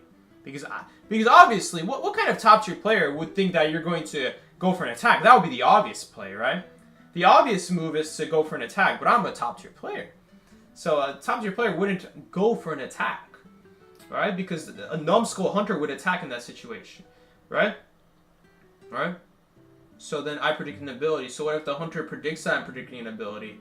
So then they actually attack, because that would be the numbskull ability, the numbskull thing that they didn't expect, that I don't expect. So then it becomes like a 50-50 situation at that point. Like at that point, it's anyone's game. We've reached once the third prediction like extends on the hunter, where like they're predicting me that I'm predicting an ability, because I don't think that they would think I would predict it's a swing. Oh, this is so confusing. It's hard to explain, but I know what's going on. I know what I mean, but it's really hard to explain. So basically, that's the idea. There is that they're next to me, right? Like the numbskull thing is to swing. But then a smart hunter would be like, oh, he's predicting me to swing, so I'm going to use an ability. So then I'm going to be like, oh, wait, I'm predicting him that he's predicting me to swing. He's predicting me to predict a swing, so I'm going to predict an ability. So what if the hunter's going to be like, oh, he's actually going to predict an ability because he wouldn't think that I'd be dumb enough to go for a swing. So anyway, that's going to be it for the stream, guys. Yeah, not like I said earlier, that definitely checks out. I mentioned that earlier on stream that like if you're out in the open, the ability is like a 50-50 at that point. We won the 50-50 right there when he tried to swing the second time. But like let's say let's say he had 2 charges, then what if he hit the first charge on me and then he hit the second charge on me? Okay, then I would be stunned, okay? I'd be stunned. So it just wouldn't do anything. Like if I predict attack and he has charges, then he's just going to try using the charge first. He's not going to try to hit me. Because that way, if I predict his ability, then he's going to try to swing afterwards. So the trick is to predict his ability first, and then the only thing he can do left is to attack. So really the smart thing to do as a survivor there is to do ability prediction and then attack prediction. Because the hunter is going to be like, oh, he's going to predict me to attack. But I'm not going to do that. I'm going to use my ability because I'm thinking he's going to think I'm going to attack. But then I predict an ability even though we're out in the open. So then he's going to have his blocked abilities. So then he's going to be like, oh, shoot, well, now I can only attack. So then he's going to try to attack, and the second prediction is an attack. So. But here's the thing, guys. Here's the thing. If that hermit actually did attack a second time, but the reason that strategy of double attack prediction would not work is because let's say he hit me with that first charge that he shot, and then he tried to swing, right? My prediction was correct, but I'm still stunned. So I'm still staying in place, and then he kills me. So after he can actually attack after the second time. So that's why I should be predicting ability first, because let's say he does use the ability and then he attacks. Right, if I predicted the attack twice, then yes, the first prediction is wrong, but the second one is right, but it doesn't matter because I'm stunned. You know, he's stunned, I'm stunned, but I'm in the open, so he's just going to hit me right after he's finished being stunned.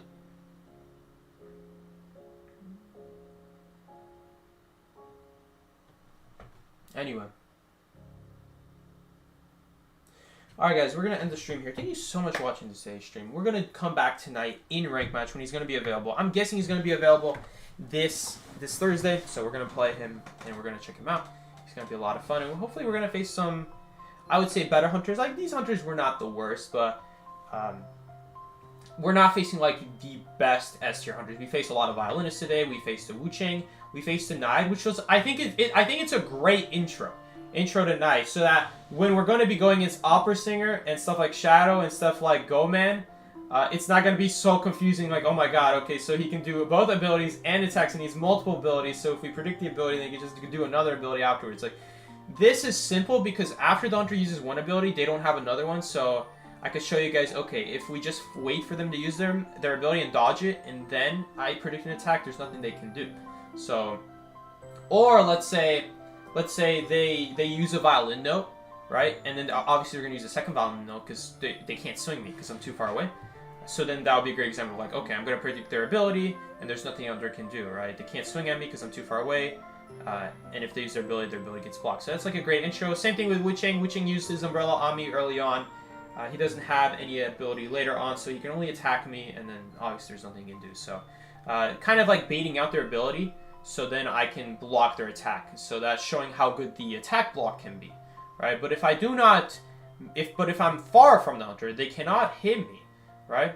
Then they're obviously going to use their attack, and so then we're going to get the attack out, and then they're going to start swinging to get rid of it, which we didn't really see that today, but in theory that should slow down. It's kind of like entomologist bees, how like hunters have to swing at the bees 2 times, and that slows them down a lot, so that they can get rid of the charges of the bees. Just like with Knight, if you're predicting them to use their ability 2 times in a row, and they're predicting that, then they're going to swing 2 times. That still slows them down though. So we'll see. We'll see. It'll be interesting. Do Night gameplay with a team comp. I'll try to. Hopefully green will be available.